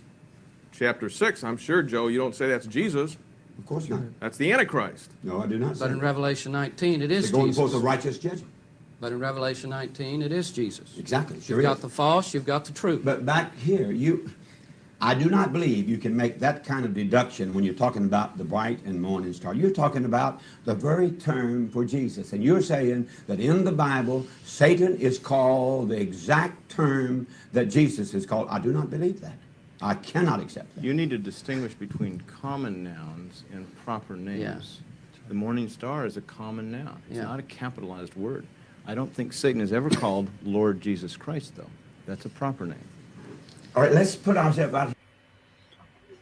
Well, that and it's an interesting talk. I'm glad Joe Chambers is pushing back on this because some of these modern version guys sort of made the same type of claim that I'd just made, and I can see where they're coming from. But Joe Chambers is sort of like, yeah, well, it is unacceptable to have this name, this descriptive name put on to Jesus, the bright morning star. To have Lucifer with that name and to have Jesus with that name, especially when it's not really warranted to do that. They could, like in these modern versions, they could clearly put like some other type of description there that is not exactly the same as Christ. So they're saying, okay, well, you've got Antichrist and you've got Christ, so one is, they can have the same name of the word Christ can be there, but one is an enemy of God and the other one is God's son. But and then they're bringing up the issue of the rider on the white horse, Revelation 19. See, Revelation chapter 6, verse 1, where it talks about the white horse, I don't think that's Antichrist. I know it's a common theme that people say that it is. My studies lead me to just go, it's a white horse. Just like the other three horses, I don't think they are specifically, like that's the false prophet or that's, certain characters. I just go the white horse. The only real thing is it's a white horse. So people go, oh, Revelation 19, that's a white horse too. So it's a fake Christ. I think some people are reading into 2 Thessalonians chapter 2, that then will that wicked be revealed, sort of like immediately he's going to turn up on the scene sort of thing. And this white horse is mentioned in Revelation. And if you are into dispensational eschatology, that people can see that and it can make sense to them. But to me, I just go, it doesn't say it's the Antichrist there. And so I know it's a popular thing. Catholics believe it. Even there's a Dead Kennedy song, what's it, California Uberalis, that I used to listen to before I was saved. And they say, Revelation's white horse is here. It's like the Antichrist is here. It's just a common theme, but I question that. It doesn't say he's got Antichrist written on the side of the horse or anything. It's just a white horse, but he does appear like first. So people go, well, straight after the rapture, there's this revealing of the Antichrist, and so that's him, sort of thing. I think some of that is read into that text. So anyway, that's my personal perspective on that. But I think Joe Chambers did a really good job at pushing back. So let's continue. Here in the John Doe in the pew, who's never studied our and this is really good. This is where Joe Chambers is coming from a perspective where he is, in a sense, a layman, but he's learned quite a lot of things along the way. And he's saying to these scholars, what about the average person? That they're going to look at these things and say, hey, one's saying morning star, you've fallen from heaven, morning star. The other one's saying Jesus is the morning star. This causes confusion having these same names. And so it is a really good point. What does he get out of that? Does he get, well, that's one's a proper noun and one's a common noun? So hopefully he would get exactly what the apostle meant. And the only way we're going to know what the apostle meant is to study the words. To study the context. Okay. And obviously, But why throw away Lucifer and put that term? We're not throwing anything away. The point is, what you're trying to do is... But no, it is getting thrown away. If it's not in the modern Bibles, if the word is no longer used, if it's just explained away, then it is getting thrown away. That term Lucifer did not come into the biblical tradition until 400 years after Jesus Christ. But it's a description of the Hebrew word. It describes that. And in the English usage, it has become a noun. It has become a name. And so in the Septuagint, it had become a name. And so let me read this. Isaiah, this is from KJV today. Isaiah 14:12 uses celestial imagery to illustrate the fall of Hallel. In this picture, Hallel is compared to the planet Venus, which appears early in the morning. Thus, day star is the symbolic reference to Isaiah 14:12, and the KJV margin indicates this. That being said, Hallel is much more than just the planet Venus. Planet Venus is an inanimate object, but Isaiah 14:12 to 14 clearly describes a morally evil being with anti-God ambitions.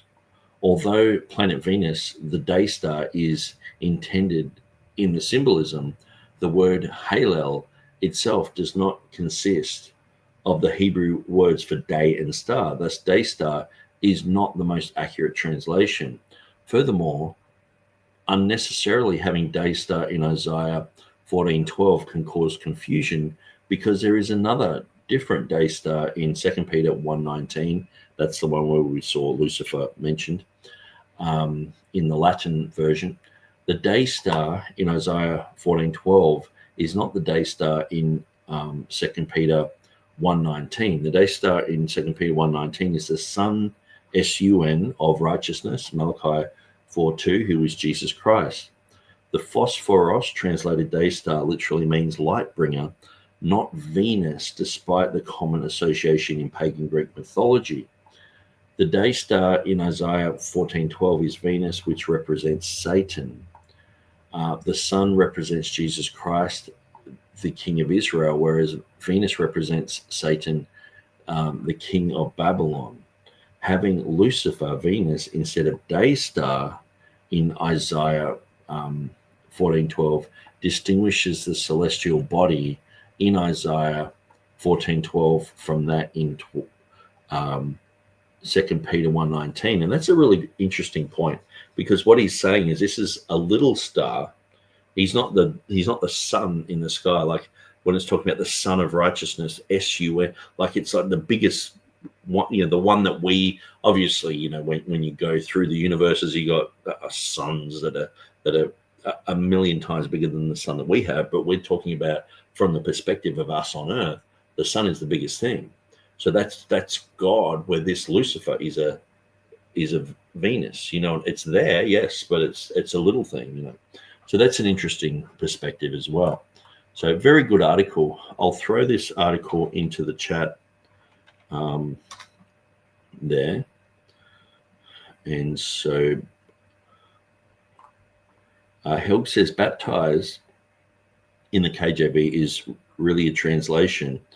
It was an English word. Sometimes that happens, but when it is without a historical foundation in English, it becomes meaningless. That is Hades, or for example, Hades. A lot of English words are just Latinized words. I mean, like a lot of words come from German, come from French, and Romance languages come from Rome. That's why it's called Romance. And Spanish, German, even though German has a lot of Teutonic words, a lot of it's Latin. French, a lot of Latin. And so you got some that would be considered true Romance languages. Others are influenced, and English is influenced by French, by Spanish, Italian, many languages, even Greek. But the Latin influence, it shouldn't be seen as an evil thing. It's perfectly fine, and it's just the way that things happened. So if you just went in a time machine back to any date of history in English, if you turned up there at the year 500 and they were using a certain word that described this, you would just use that word. If you go to 1611, it's like, okay, what best describes this? It's like, well, let's talk to 60 of the best scholars of that era doing the King James work. What do you think it should say? Should say this. Should say Lucifer. Okay, cool. That's a scholarly consensus. That's modern scholars just mock at that, and they just see that the King James guys didn't know Greek properly. That they were just bumbling idiots. Didn't know the Granville Sharp rule and all this stuff. And You cannot determine the original text of Scripture on the basis of what Jerome did 400 years later, and then say that if you go back beyond Jerome... But it's not even to do with Jerome. If you were to go to the Latin means several things. In English, Lucifer means a certain thing, which is not the same as the Latin. Okay, so sometimes you can borrow something from a language and you can use it exclusively for what you want to use it for, where in French it's used for many different things. You know, in German it's used for many different things. In Arabic it's used for something completely different.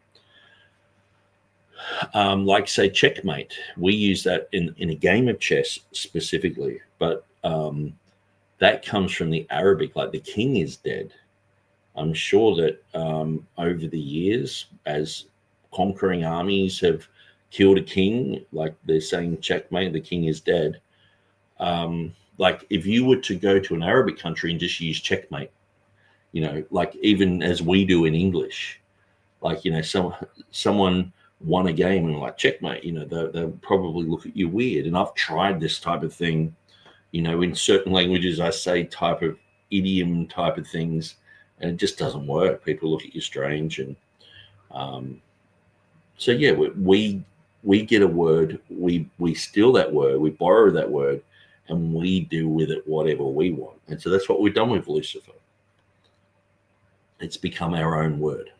That you're somehow infiltrating with the New Age into your Bible. But you see, that's what the new versions claim to be doing. It's putting the language in the language of today. Yes. And the language of today is not to call Satan the morning star, but to call him Lucifer. So you're defying the very purpose of your translation is to take it out of the original and put it in something understood today. You define your own purpose. Yeah.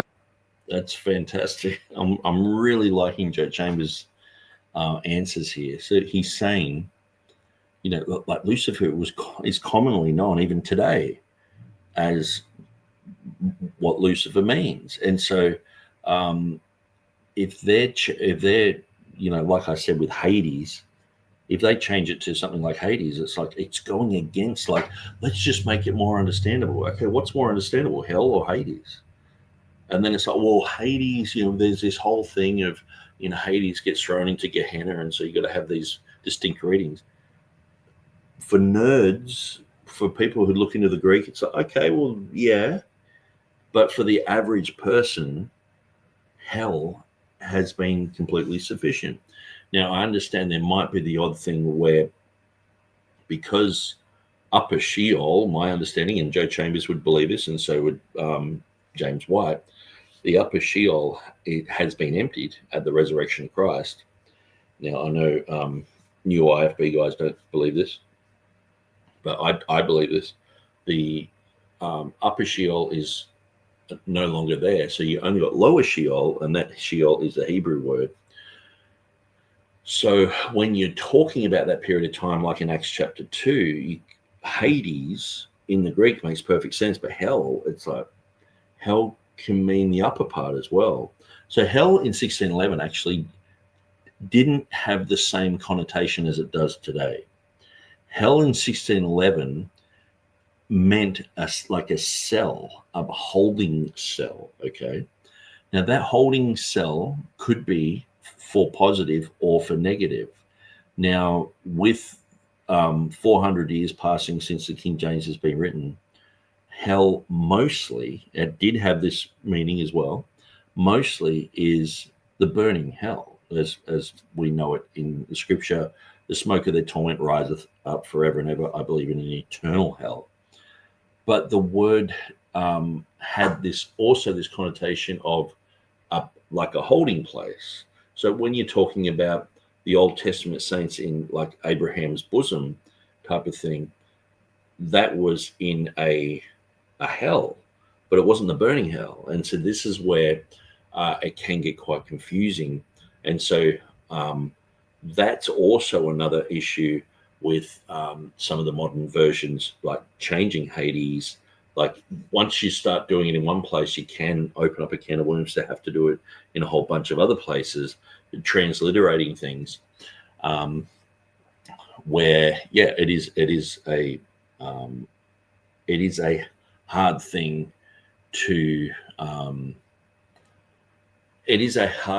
to translate the Word of God 100% accurately.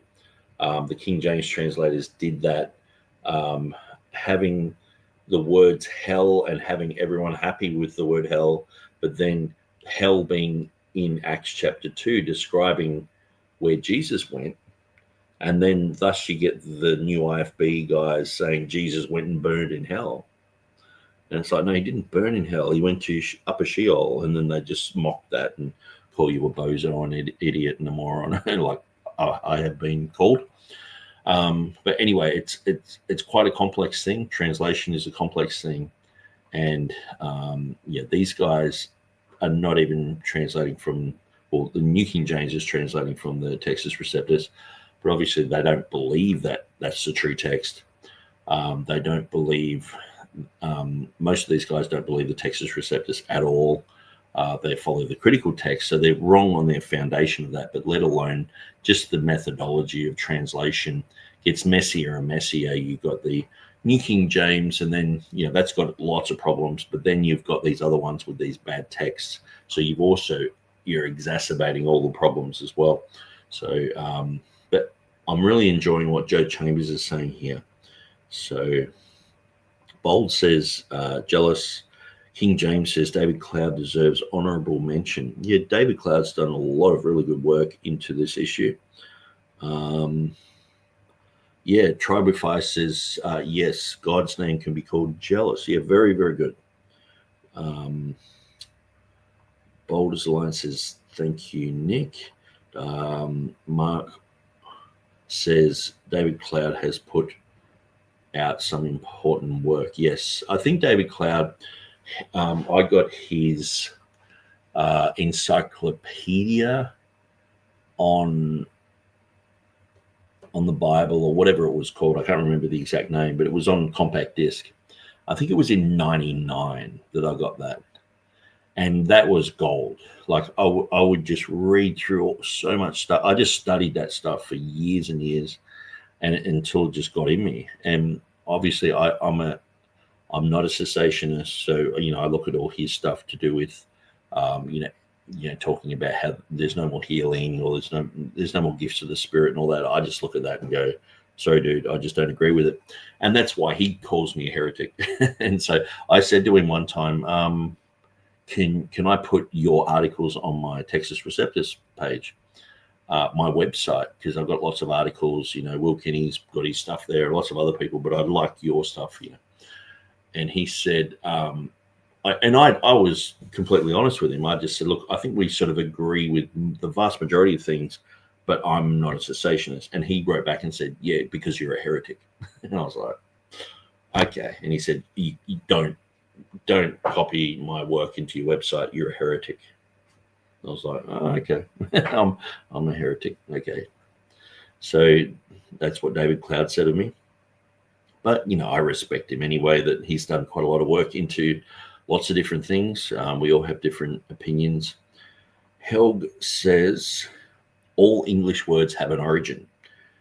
Most, I guess, is from other languages, but it is not practical to invent a new transcription when the language is established as it is in our time. Yet we sort of have too many words, I would say, to describe things. Some languages don't have enough, and I guess that's probably how English was at like the time of Tyndale, where he's describing, the Pascha always as Easter, and then he's like, well, what about the fulfilled Pascha? Then what about the Old Testament? So he's invented the word Passover. Eventually, that ends up in the King James, where everywhere it says Passover except for Acts 12:4, which is after the resurrection. And so it's specifically put in like that. So someone's in Cold says Rick Coulter killed Charlie. Okay, I'm not really sure. Is that Charlie Kirk? I'm not really sure what's going on with that. Mark says, it has been said that an attempt has been made by the Roman Catholic Church to incorporate two religions into one as the basis of the Bible controversy a legitimate point to make, in my opinion. Yeah, I mean, that they have used, Jesuits. You had Eugene Nida teaching them, Carlo Martini working on the Nestle Alarm text, Metzger meeting with the Pope, the leader of the Greek Orthodox Church, saying that basically he was a representation of the Protestants, and now the three main tiers of Christianity have a text that they can all unite on. I mean, even just looking at King Charles, he's there with the Pope, and people are saying, it's good that this has happened. We shouldn't allow things to divide us. It's like, no, we should divide. The Word of God says to make discernment, to divide, to chop things up and say, hey, that goes in that pile and that goes in another pile. Helg says Joe Chambers is the one making the most sense in this debate. He is thinking in practical terms for English translation, while James White is a little too geekified, linguistically speaking. Yeah, like I think White would probably have different answers now, but yeah, he's definitely not doing a good job. Like Joe Chambers is running rings around him. And so Helg says Encyclopedia of the Bible and Christianity 1993, and it's in PDF form now, may also be in book form. Yeah, and everything used to be on his Way of Life. Oh, no, it was called the Way of Life Encyclopedia, actually. So correction there, Helg. The Way of Life Encyclopedia. And he, on his Way of Life website, he used to have all of his articles. I think he still does. A lot of his books are just downloadable PDFs. And so there's, I remember I used to download whole complete websites. I used to work for a guy who was really good in IT, and he showed me how you can just download complete websites. So I'd do that. So that way I would always have access, even if something disappeared off the internet. Now we've got Wayback Machine, which is handy, but sometimes it doesn't get everything. But I've got floppy drives. I just don't have a floppy drive reader, but they're filled with, all these old Yahoo chats and stuff that I would find amazing and just download reams and reams of information. Boulders Alliance says, Mark, I believe it's their goal to have one world Bible meshing all religions together. The word coexist comes to mind. Yes. Mark says he was wrong to say that cessationists are commanded to pray in faith for sick people to be healed in James. So I'm just looking at the context of that. He was wrong to say that cessationists are commanded to pray in faith for sick people to be healed in James. So I guess you're talking about David Cloud. Yeah, I'm not really sure about that. My take is that anyone, if you're a Christian, you can pray for the sick. You don't need a special gift. When it's talking in 1 Corinthians is talking about a church setting. When you have that in mind, whenever you read about gifts and not everyone having this type of gift, but it's talking about, just say someone rolled in a wheelchair up to the front and there's a church of 500 people in Corinth. Do you get everyone to go and pray for the guy, or do you just get 2 or 3 to pray? It's sort of putting it in that perspective. Not everyone has that thing. Not everyone's going to be the pastor and preach. Not everyone's going to be, the greeter at the door. Not everyone's going to have words of knowledge, words of wisdom, this type of thing. But outside of that setting, you can operate in all of those. If you're in a church of like 5 people, you can operate in all of them, because it's like a pizza.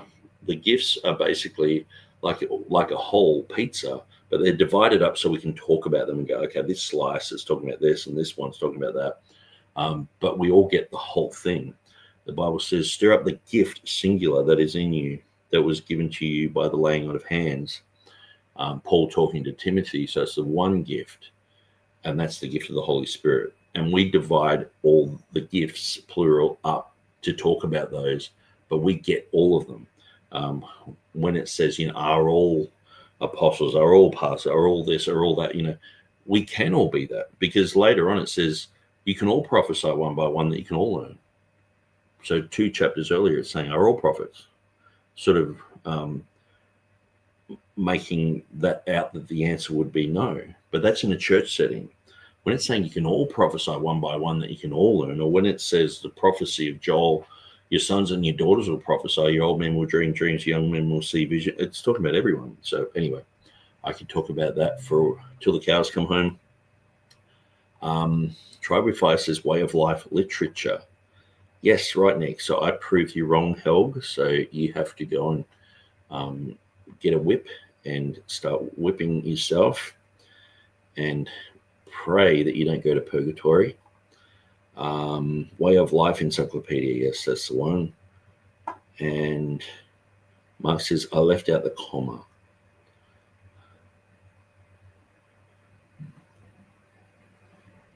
Okay, after that. Okay, he was wrong to say that. Cessationists are commanded to pray for. Okay, yes, I see what you're saying now. In this, there should be a comma after say that. Okay, let's continue. Now we are getting to the 4-hour mark, which is usually my limit. So I might shut it down pretty soon, but let's just see if we can go a little bit further. Let me give you an illustration. All I'm doing is translating Isaiah 14, not into Latin. Now let's just watch that again, because the moderator is like, Joe, yelling over the top of a well-respected preacher of the gospel. Let's check this out. Lucifer. So you're defying the very purpose of your translation is to take it out of the original and put it in something understood today. You define your own purpose. Yeah, let me give you an illustration. All I'm doing.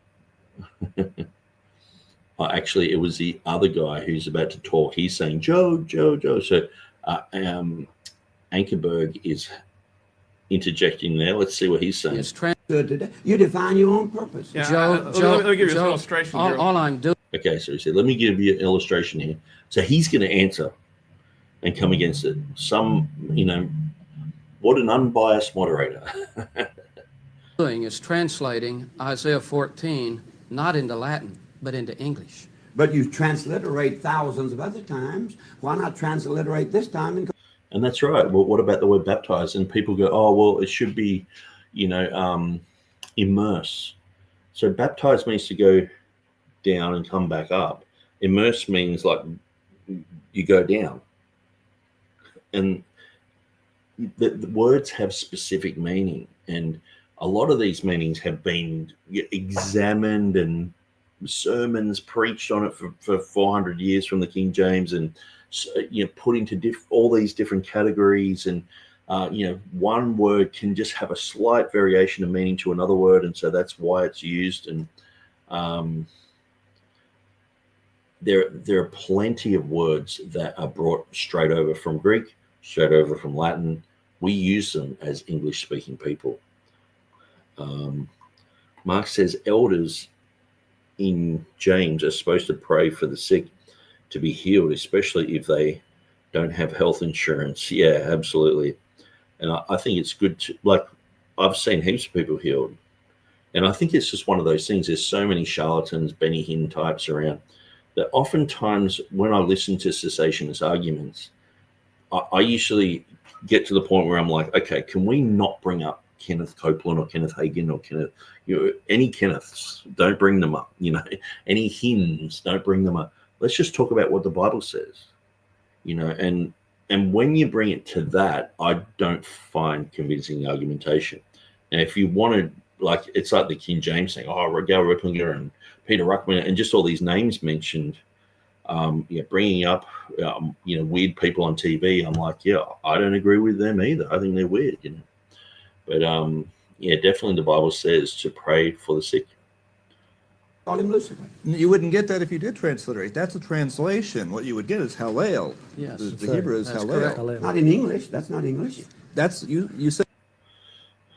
Yeah, and so he's saying, you're not doing a translation from Hallel. but you can use Latin. Latin has become an English word here, so it's translated faithfully. So let's listen to that again. You wouldn't get that if you did transliterate. That's a translation. What you would get is Hallel. Yes. The Hebrew is Hallel. Not in English. That's not English. That's you said transliterate. If you transliterate from Hebrew, it wouldn't be Lucifer. It would be Hallel. Somebody said... But it would still be the devil. Joe. No, it wouldn't be that either.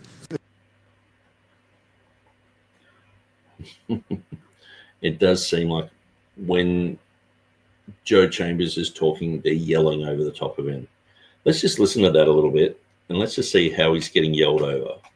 So I sort of found that's what's happening. Listen to this. The new versions claim to be doing is putting the language in the language of today. Yes. And the language of today is not to call Satan the morning star, but to call him Lucifer. So you're defying the very purpose of your translation is to take it out of the original and put it in something understood today. You're defying your own purpose. Yeah, Joe, let me give you an Joe, illustration. all I'm doing is translating Isaiah 14 not into Latin, but into English. But you transliterate thousands of other times. Why not transliterate this time and call him Lucifer? You wouldn't get that if you did transliterate. That's a translation. What you would get is Hallel. Yes. The Hebrew is Hallel. Not in English. That's not English. That's you said transliterate. If you transliterate from Hebrew, it wouldn't be Lucifer. It would be Hallel. Somebody said... But it would still be the devil. Joe. No, it wouldn't be that either. So they got him on a technical point, which you know, even to follow is like you have to use a bit of mind muscle. And it's like, okay, so Joe Chambers is saying there are plenty of places you guys transliterate things. And he's talking about a type of principle. Surely Don Wilkins should give him the benefit of the doubt, because he's like, well, this isn't a transliteration. It's Lucifer from Latin, you know. And so obviously you know what he means and what he's getting at. And it seems like Don Wilkins gets him on a tiny little technicality and then sort of smirks like, I got you there, you know, sort of thing. And ultimately this comes down to, like I've said from the beginning with going through this series, if they got, you know, 5 or 6 scholars from the Jehovah's Witness organization to debate this against 5 local pastors or 3 local pastors, obviously it would look like the Jehovah's Witnesses know a lot more, because if they're their top academic guys, they're going to run rings around these other people or just make them look silly on, you know, things that, yeah, oh, sorry, I didn't say, I said transliterated when I was making that point, and I carried it over into Lucifer being transliterated, you know, and it's obviously a technical issue, but to just get that one little thing wrong and get rebuked over it. And it seemed like the whole time everyone's like, Joe, like just yelling at Joe Chambers. And I've been in situations like that where you're trying to answer, someone asks you a question, you're trying to answer it the best you can, and people yell over the top of you and then ask you another question and then ask you another question. And you're just like, man, let's all be Christians here. Let's talk. Like, and the thing is too, like say Ankerberg, he could easily have them talk as long as they want and just cut out bits. But it seems like it's rushed, it's panicked, and he's in the middle yelling as well. And it's a dumpster fire. Somebody once told me that Billy Graham was a part of the New Age because he preached that there's a New Age coming. Oh, no, never. Okay? But I wonder if that same thing is going on with Gail, that she is using the words, and she actually uses this idea of New Age. Mm-hmm. Anytime that you have the word age. Okay, so they're going to go into depth into Gail Ripplinger's book. So I think I will leave it there. Helg says Way of Life Literature is the online name. Helg says, oops, yes, they like when they can get a KJV only on a technicality. Yeah, it's not looking at the spirit that's said behind it and just going, okay, well, I can see what you're trying to get at. It's just fight all the way. And this is what I find with some of the material that I bring out. People just fight every step of the way. And I'm going through a lot of the Commiahenian material at the moment. And it's like, okay, Cyprian said, as it is written, of the Father and of the Son and of the Holy Ghost, and these three are one. It's pretty much the Commiahenian, except it says it's written about these, the Father, the Son, the Holy Spirit. So instead of Son, it has Word in your Father, Word, and Spirit.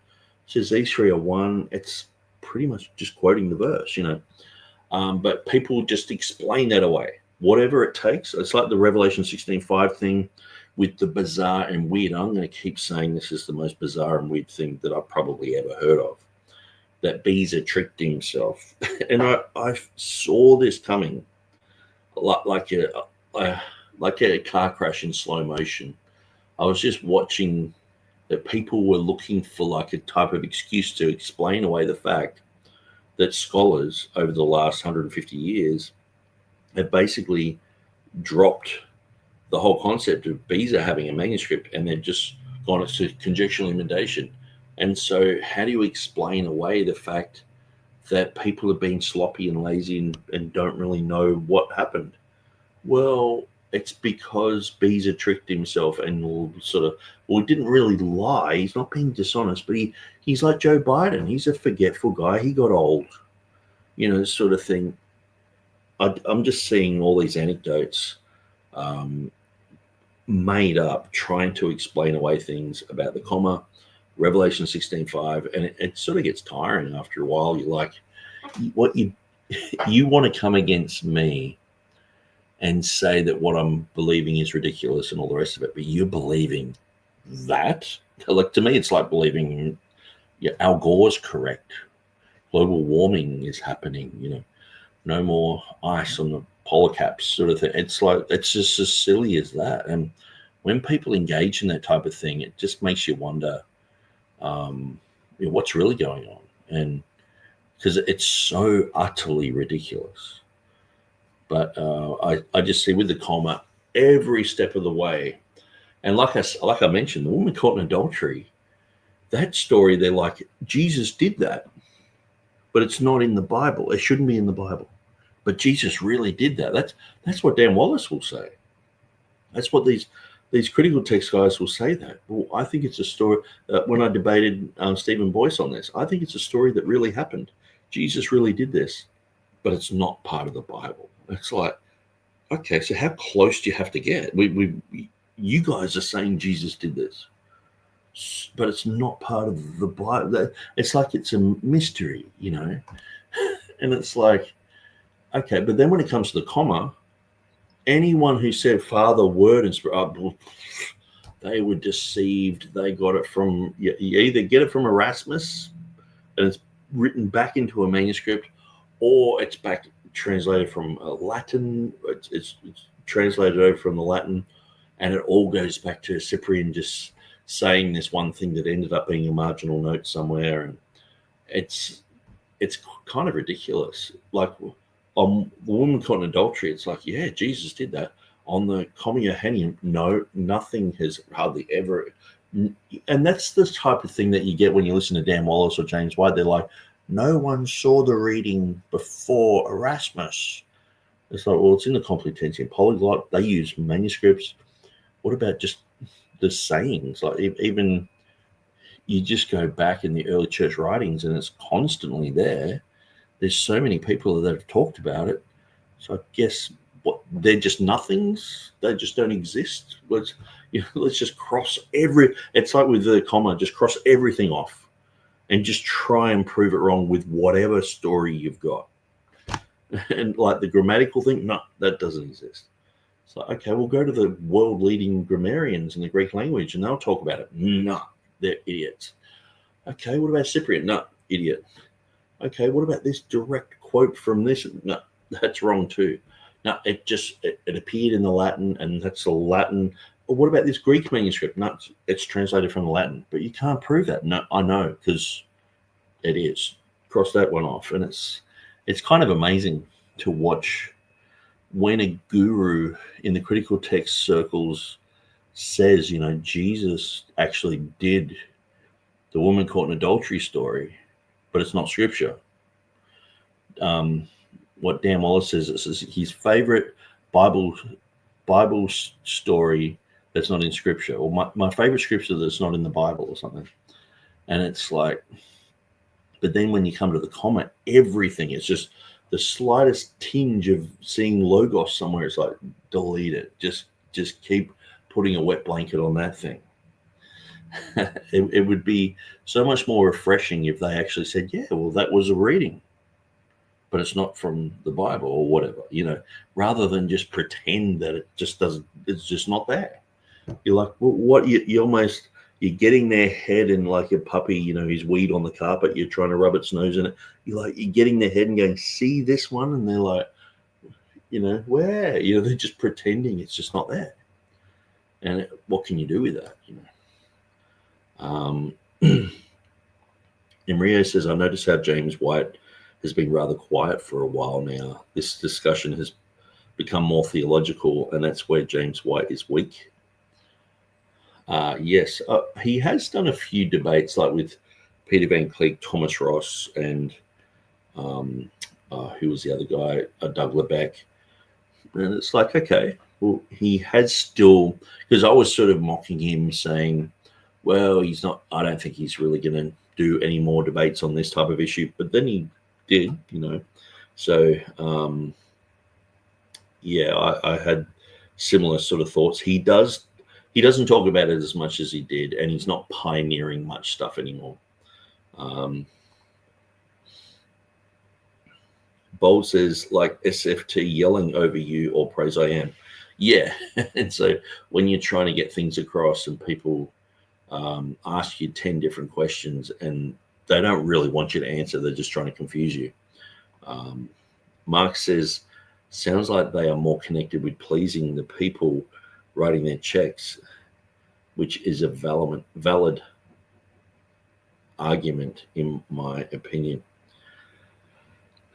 Yeah, well, that's the thing. These guys are all on the payroll for the modern versions. The other guys are just, it's a pastor, an evangelist, and a scholar. And that's it, So I think a pastor, evangelist, and another pastor. I'm pretty sure Strauss was just a pastor, So good point, Mark. Follow the money. Always for those who deceive. Emrio says, Ankerberg truly did an injustice and disservice to this so-called debate. And Boulder's Line says, I wonder what this would have been like if Nick was the moderator of this debate instead of Ankerberg. Yeah, well, you give people equal time at least. Many use the when that which is perfect is come passage as that being the end of the gifts instead of the eternal state. The close of the canon is the end of the gifts, according to the cessationists. Yeah. And so that's one of the things where you sort of have to get involved. Like, say, D.A. Waite would say, 1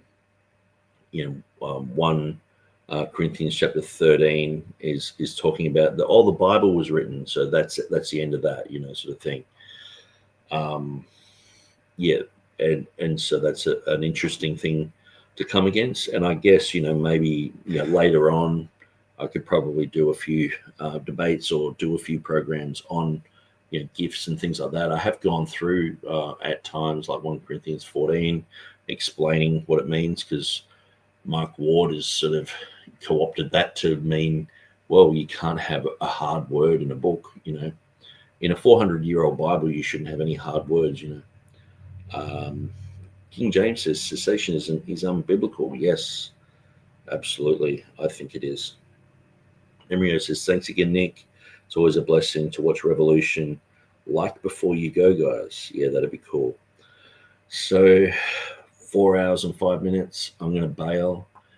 So we are at the one. I'll just drop that down.